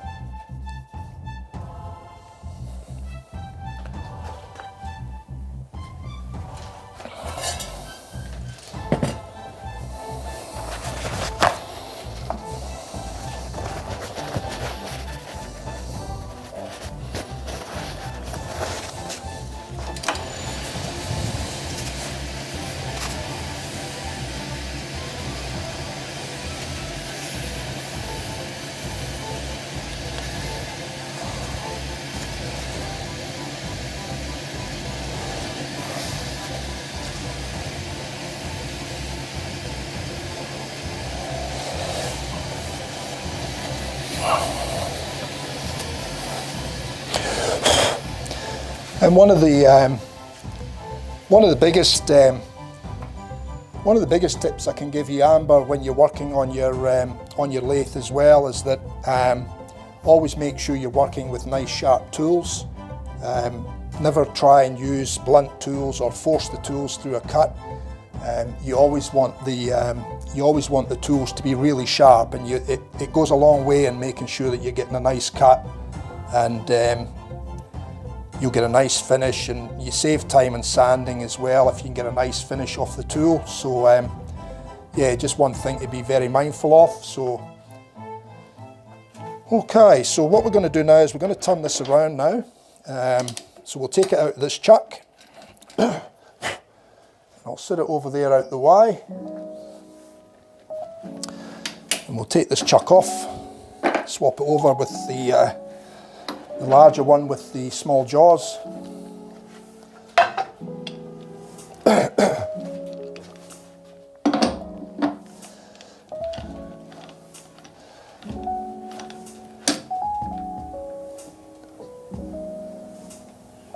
Ah, cool.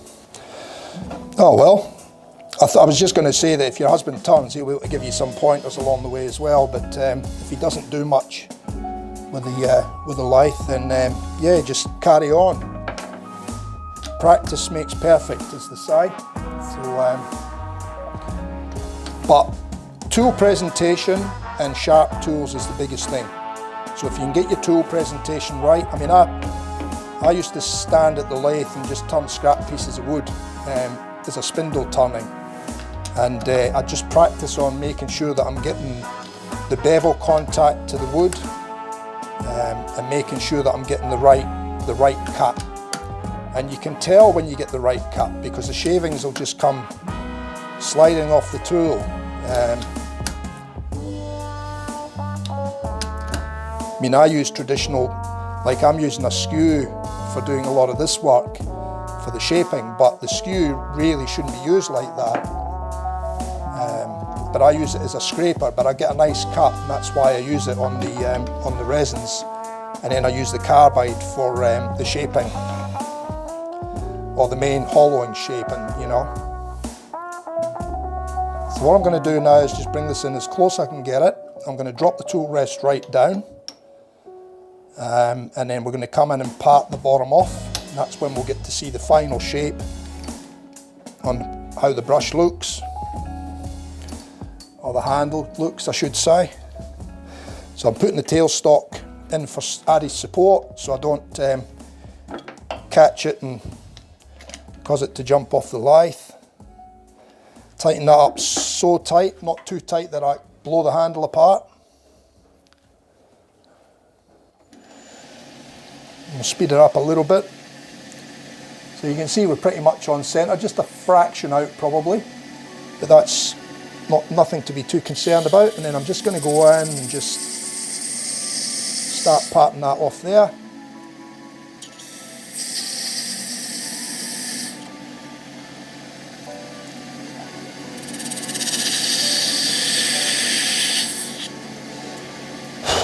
You can see, having sharp tools, the tool, I don't have to put a lot of pressure on that tool to make it cut. The tool does all the work, and that's the difference with using sharp tools as opposed to tools that are blunt, where you've got to force it through.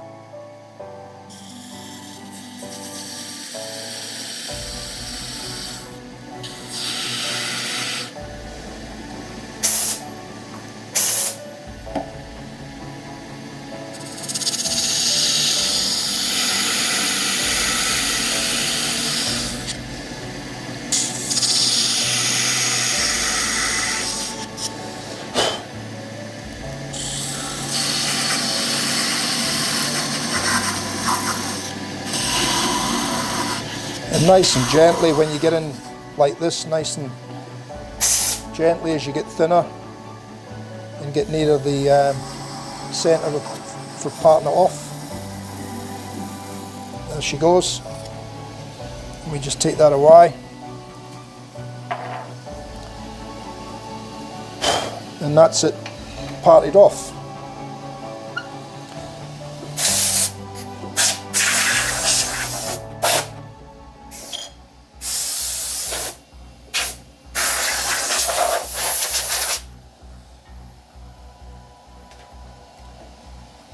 Forgot my coffee.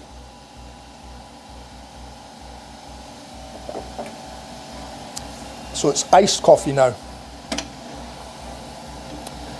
Okay, so now that we've done that, we'll take the live centre out again now, and we'll put the Forstner bit back in, and we'll come in to set for the coin, or the medallion as I call it. We'll slow the lathe down, and I'm just going to come in and start a cut there.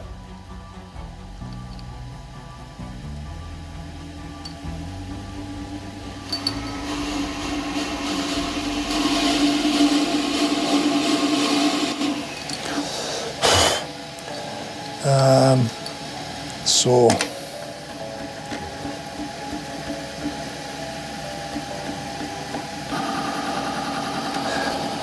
stop it there. 2, 3, 4, and a bit. That should do us.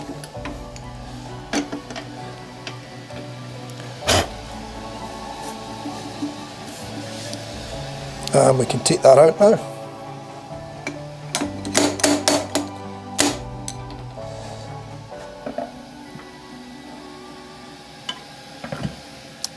So what I'll do now is I'll just tidy up the bottom edge around where the coin's going to sit.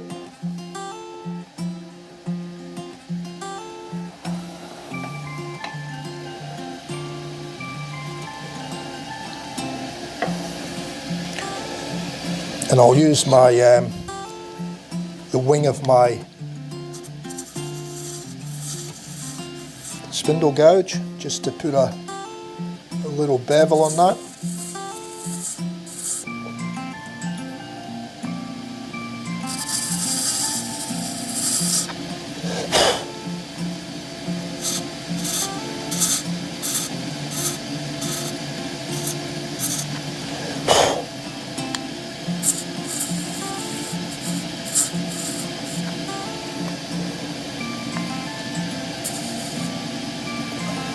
And that'll do that, I think. We'll have a look.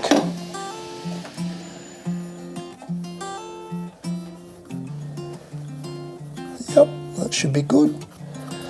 We can just round that inner edge with the paper when we get to it. So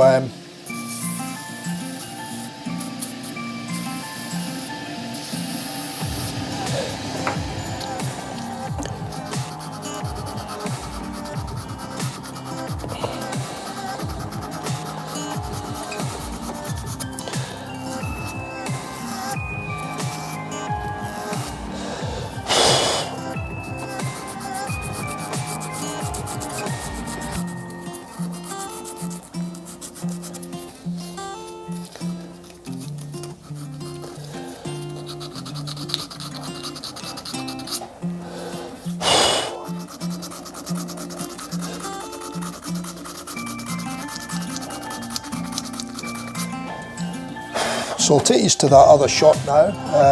We'll go to camera 2. So you can see what I'm doing on the bottom here.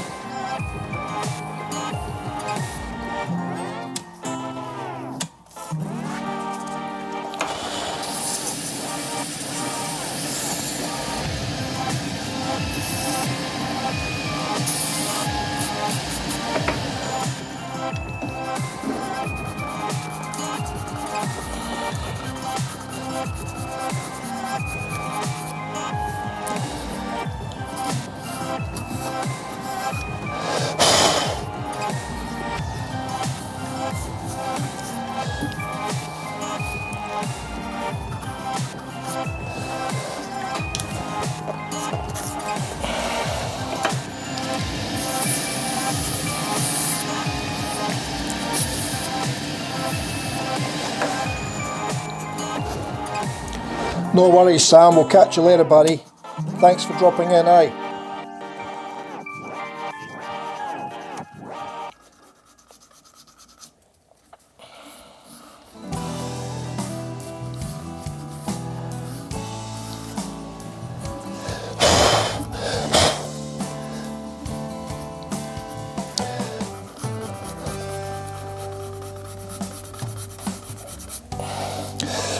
Yeah, it's oh look, it cost me a few dollars to set it up, Corey, but it was well worth it because it does a good job.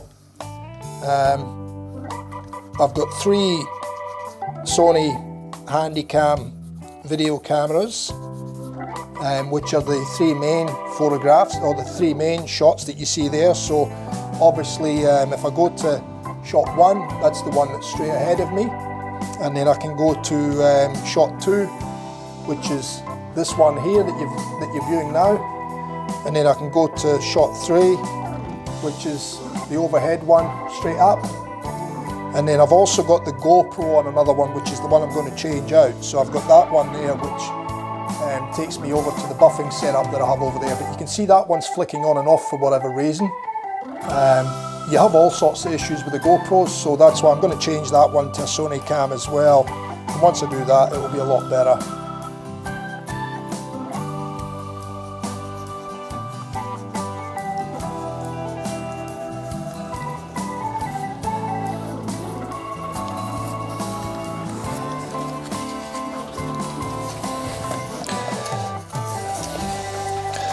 So just couple more dry grits and then I'll go to wet.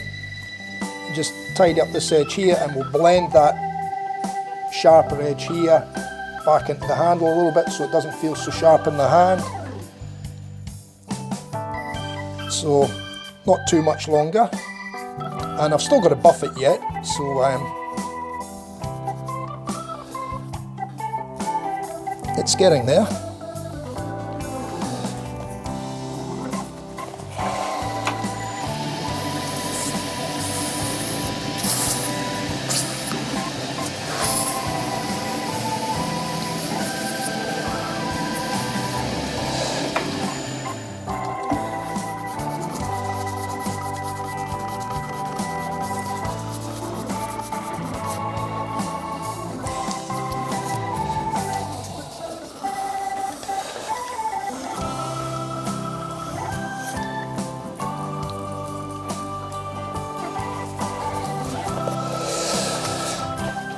Yeah, I mean, even just, I mean, like I said, I don't want to get too busy with the brushes, but even if I can get more viewers in the YouTube channel would be great. It just, it makes it feel more worthwhile, you know what I mean?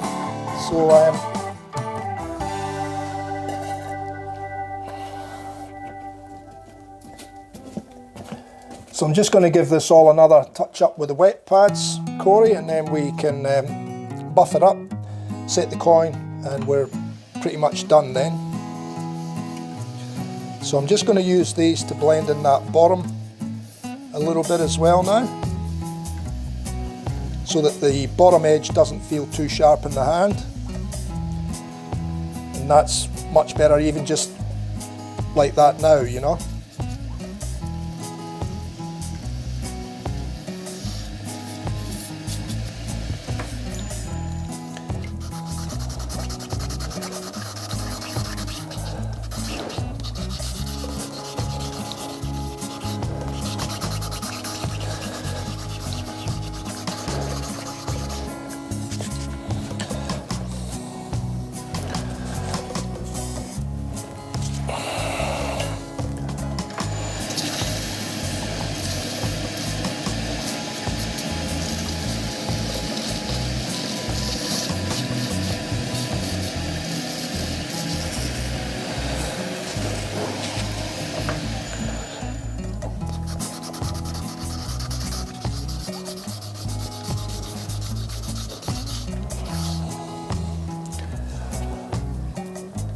And I'm just testing it for feeling the hand when I put my hand on it like that, just to make sure that we're in the right place where we need to be.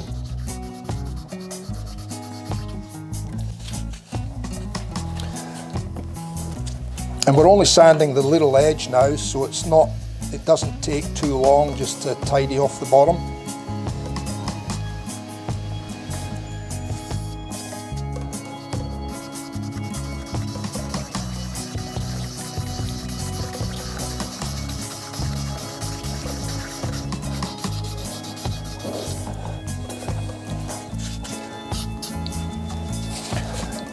So just working my way through the grits.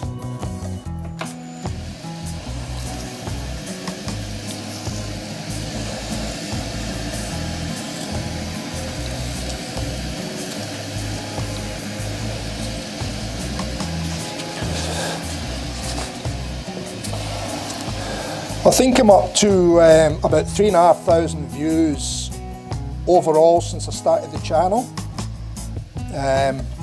As I said, I think I was one short of 85 subscribers. So yeah, it's got a long way to go, but it's, like I said, the channel's only just a bit over 3 months old now, I think. So I've got about 50 odd videos up. The time of the videos is a bit long, but then, you know,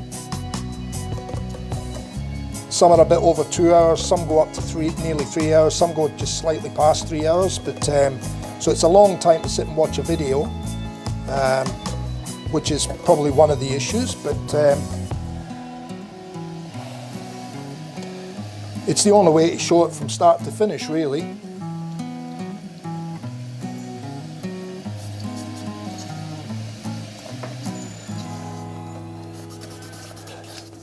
And I do some casting videos as well, where I actually cast the blanks, and sometimes the client comes in to see the blank being cast for their handle. So try and mix it up a bit, you know.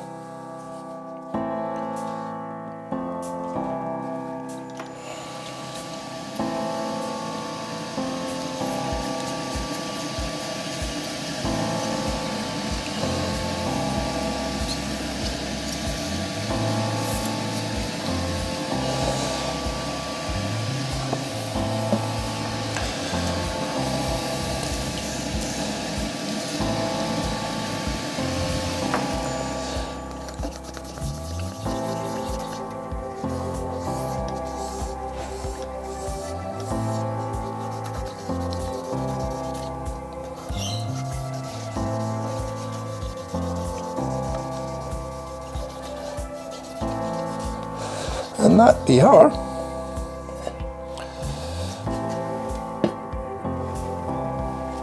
Okay, so I'll just get another clean paper towel,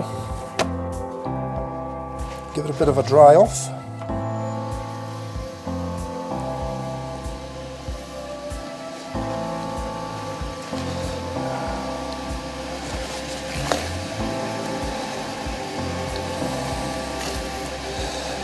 Might just check the connections on that camera and see if there's something wrong with the input, or see if the camera's still flickering on and off, because that's the next camera I've got to go to. It's never done that before, but it's been playing up today.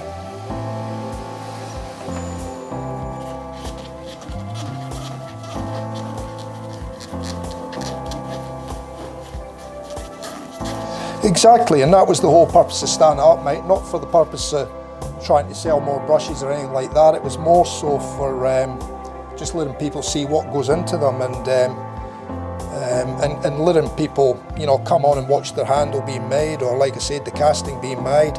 I think it sort of more personalises it for them, and it's something they can look back on, and you know, later days. Okay, so that's us done there now. So I am going to take this over to the buffer now, and that feels nice. Feels nice in the hand. So you can grab it like that in your fingers, Corey. You know, that camera's still flicking away. So unfortunately, there's not a lot I can do about it if I want to show you my buffing. So you can hold it in your fingers there like that. It's quite comfortable and quite nice. But you can also hold it sort of like that as well in the fingers underneath. So nice. Anyway, we'll get over there and we'll start buffing. Sorry about the camera if it's flicking on and off. Like I said, there's nothing much I can do about it at the moment. So we'll just go over to there, and I'll get over here.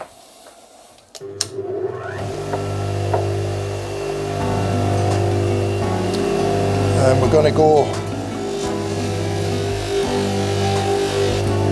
on this one.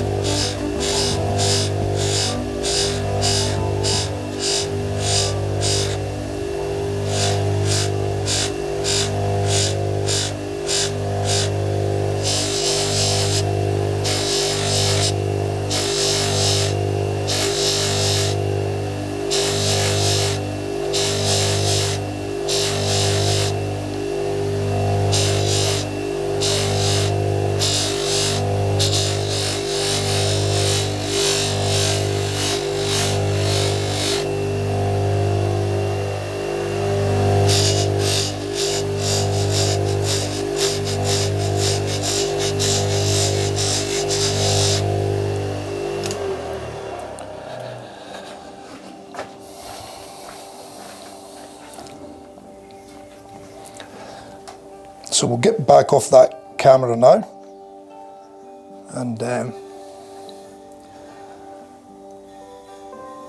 there we go. There's the handle.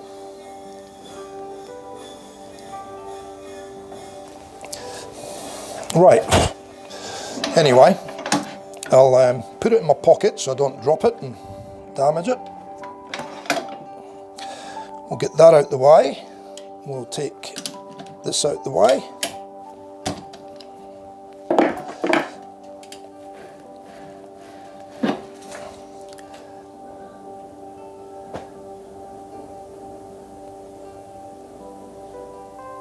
You back in again, Sam? Or have you gone?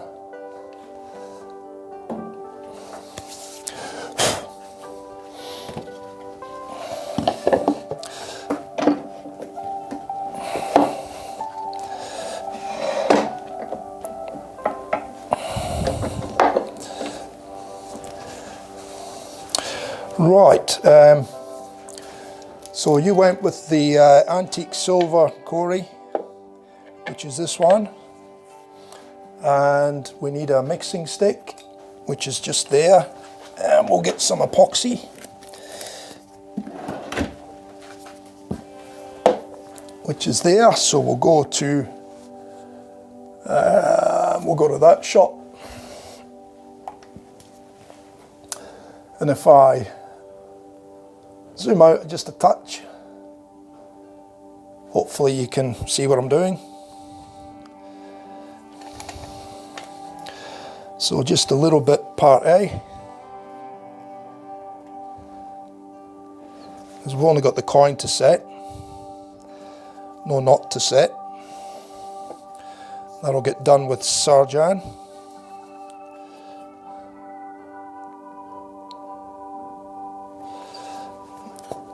Equal amount part B, and then we'll just mix that up.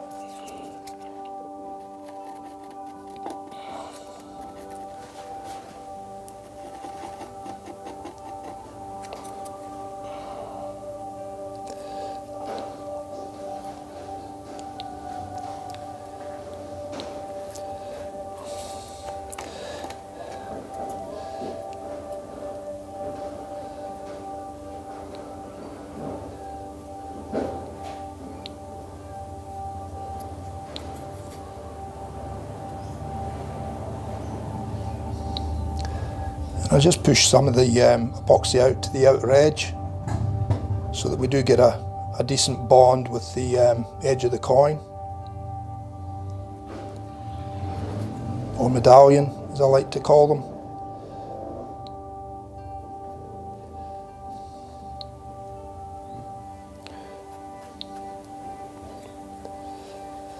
So there we go.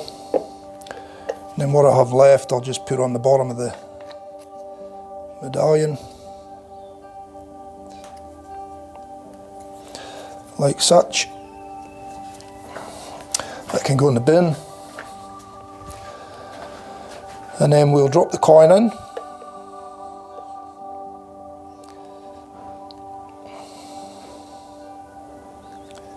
and just make sure that it's seated all the way home, which it is. And there's the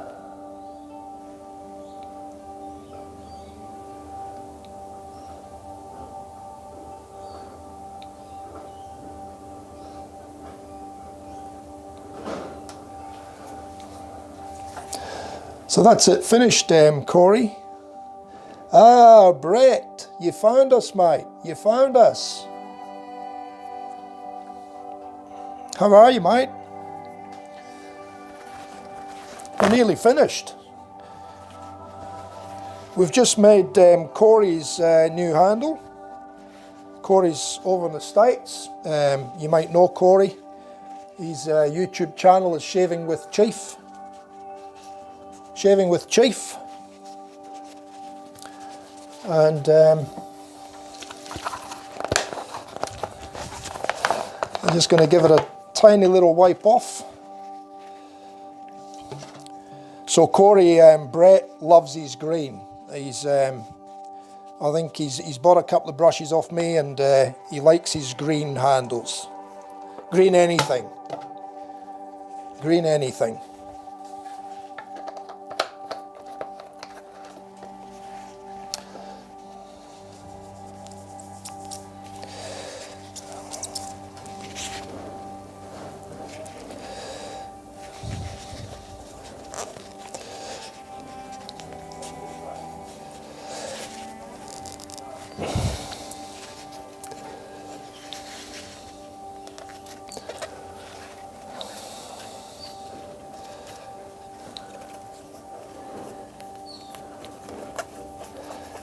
You got one of these, didn't you?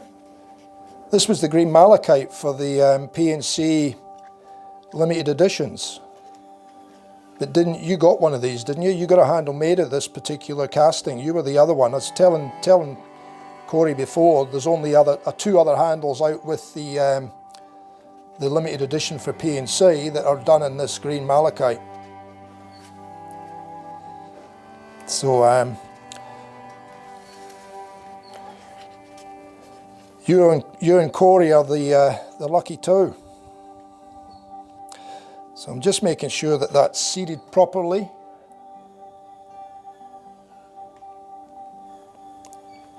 And it'll start to go off very shortly. And I'm just making sure that we any glue oozes out, we get it off. But other than that, we're pretty much done.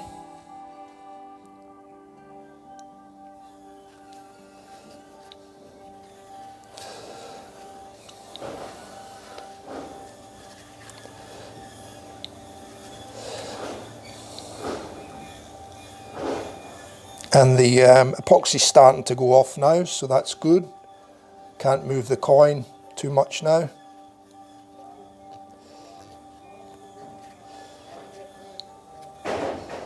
So I'm just making sure that there is absolutely no excess glue on the bottom.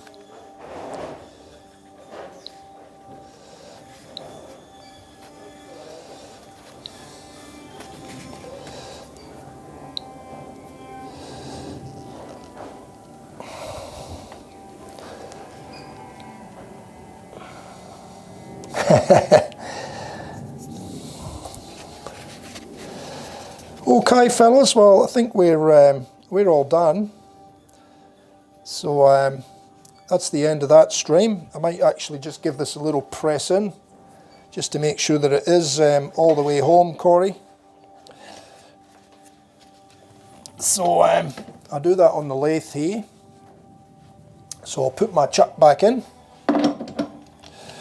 just for a second. And then I bring up the tailstock, I put that onto there, and just tension it very slightly. And then I get a paper towel and I just bring the tailstock up. The tailstock's exactly the right diameter to go inside that hole in the bottom, and I just use that to make sure that the coin is fully seated. You're welcome, Corey. You're welcome, mate. I hope it meets your satisfaction over there. I'm sure you'll be very well pleased with the rhodium knot, that's for sure. Yeah, Corey's getting a rhodium put in it, 26mm rhodium, Brett. So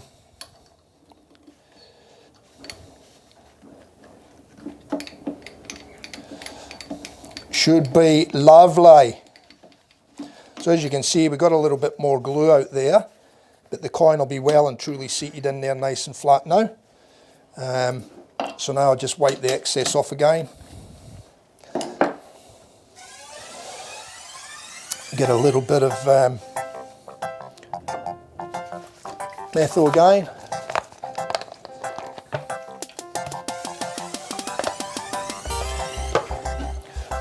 And just wipe that over.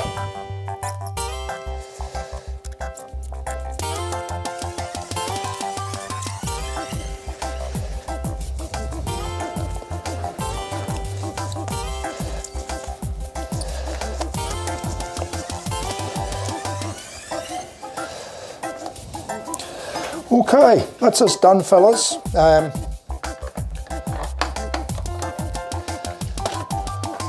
It'll probably be a little while before you get your new handle, your new brush yet, Corey, but when you do, mate, give us a shout.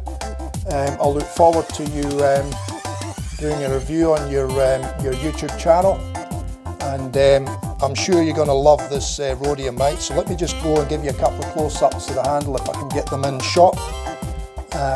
So we'll go to this one here. So let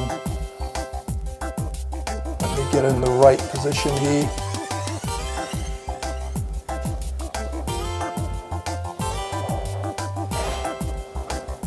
It's a bit hard to see the colour properly because I've got so much light here, but you can see the green and the depth it's got in it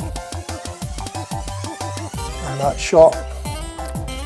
And then there's the very bottom. Still a little bit of glue there, which I'll wipe out shortly.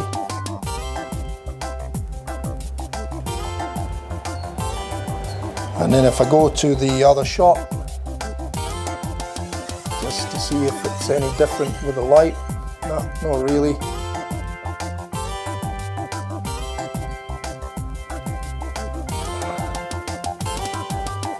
There it is. And this is just a 26mm 2-band finest that I use in a lot of my handles. So just to let you see it with a knot sitting in it. If I can get that in shot there.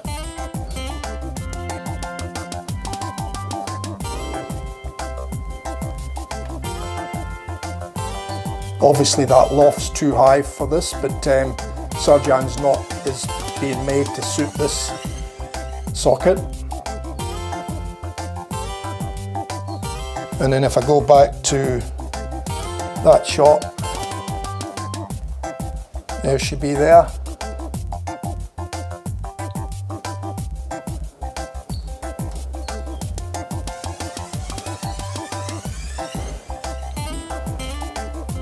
Very nice. I like the colour and I like the pattern that the colours have formed in this particular handle. Anyway, fellas, that's it for this stream. I'll be back at 7 o'clock our time, Australian Eastern Standard Time tonight, with the turning off this one. That's the next one to turn. So let's call this one Ice Fusion. It's a little bit different to my standard typical Ice Fusion, this one. And this one's being made to go off to the States as well. It's got clear in it, there's some blue tint, and then the white trickled through it as well. So as you can see in the blank there, it's quite spirally, and there'll be a certain amount of blue tint will show up in it when it's turned as well. So it should look quite nice. It's getting done in the same shape as the one we've just done for you, Corey. So again, it should be quite a nice handle, and again, this one is going over to the States, so and being fitted with a Rhodium. So anyway, that's for later on. So once again, fellas, thanks very much. Really appreciate everybody dropping into the stream. It's been a relatively quiet one. We've had a few people in, but it's been a relatively quiet one because this is not my usual time to stream, but it may become a usual thing. I might do an every Saturday morning for other people in other countries. I mean, it suits us here in Australia to do the afternoon ones, but it doesn't suit anywhere else really. So I might do that as a regular thing and at least have one stream a week now, which will you know, be more for you guys over the water, over the pond, so to say. But anyway, thanks for dropping in, fellas, and until next one, everybody take care. Stay safe, don't do nothing I wouldn't do, and we'll catch you next time. Thanks for your business too, Corey, and like I said, I hope you'll be pleasantly surprised with that once you get it, mate. So we'll catch you all later. See ya, Brett. Razor, see you, buddy. We've got another one at 7 o'clock tonight, mate, so we'll see you then, eh? See you then if you've got the time, mate. We'll see you in tonight's one. Tonight's one should be a nice handle as well. We've made Shaving with Chief's handle this morning, so you'll be able to review the stream once it goes up anyway, mate. But we'll catch you later on, we had Simon for most of the stream, but he had to drop out just at the tail end there. And we've had a couple of new visitors in from the US, and yeah, so we'll if you're available tonight, fellas, we'll see you tonight turning the ice fusion handle. So anyway, until then, take care, don't do nothing I wouldn't do. We'll see you all later, Cheers, fellas, ta-ra for now.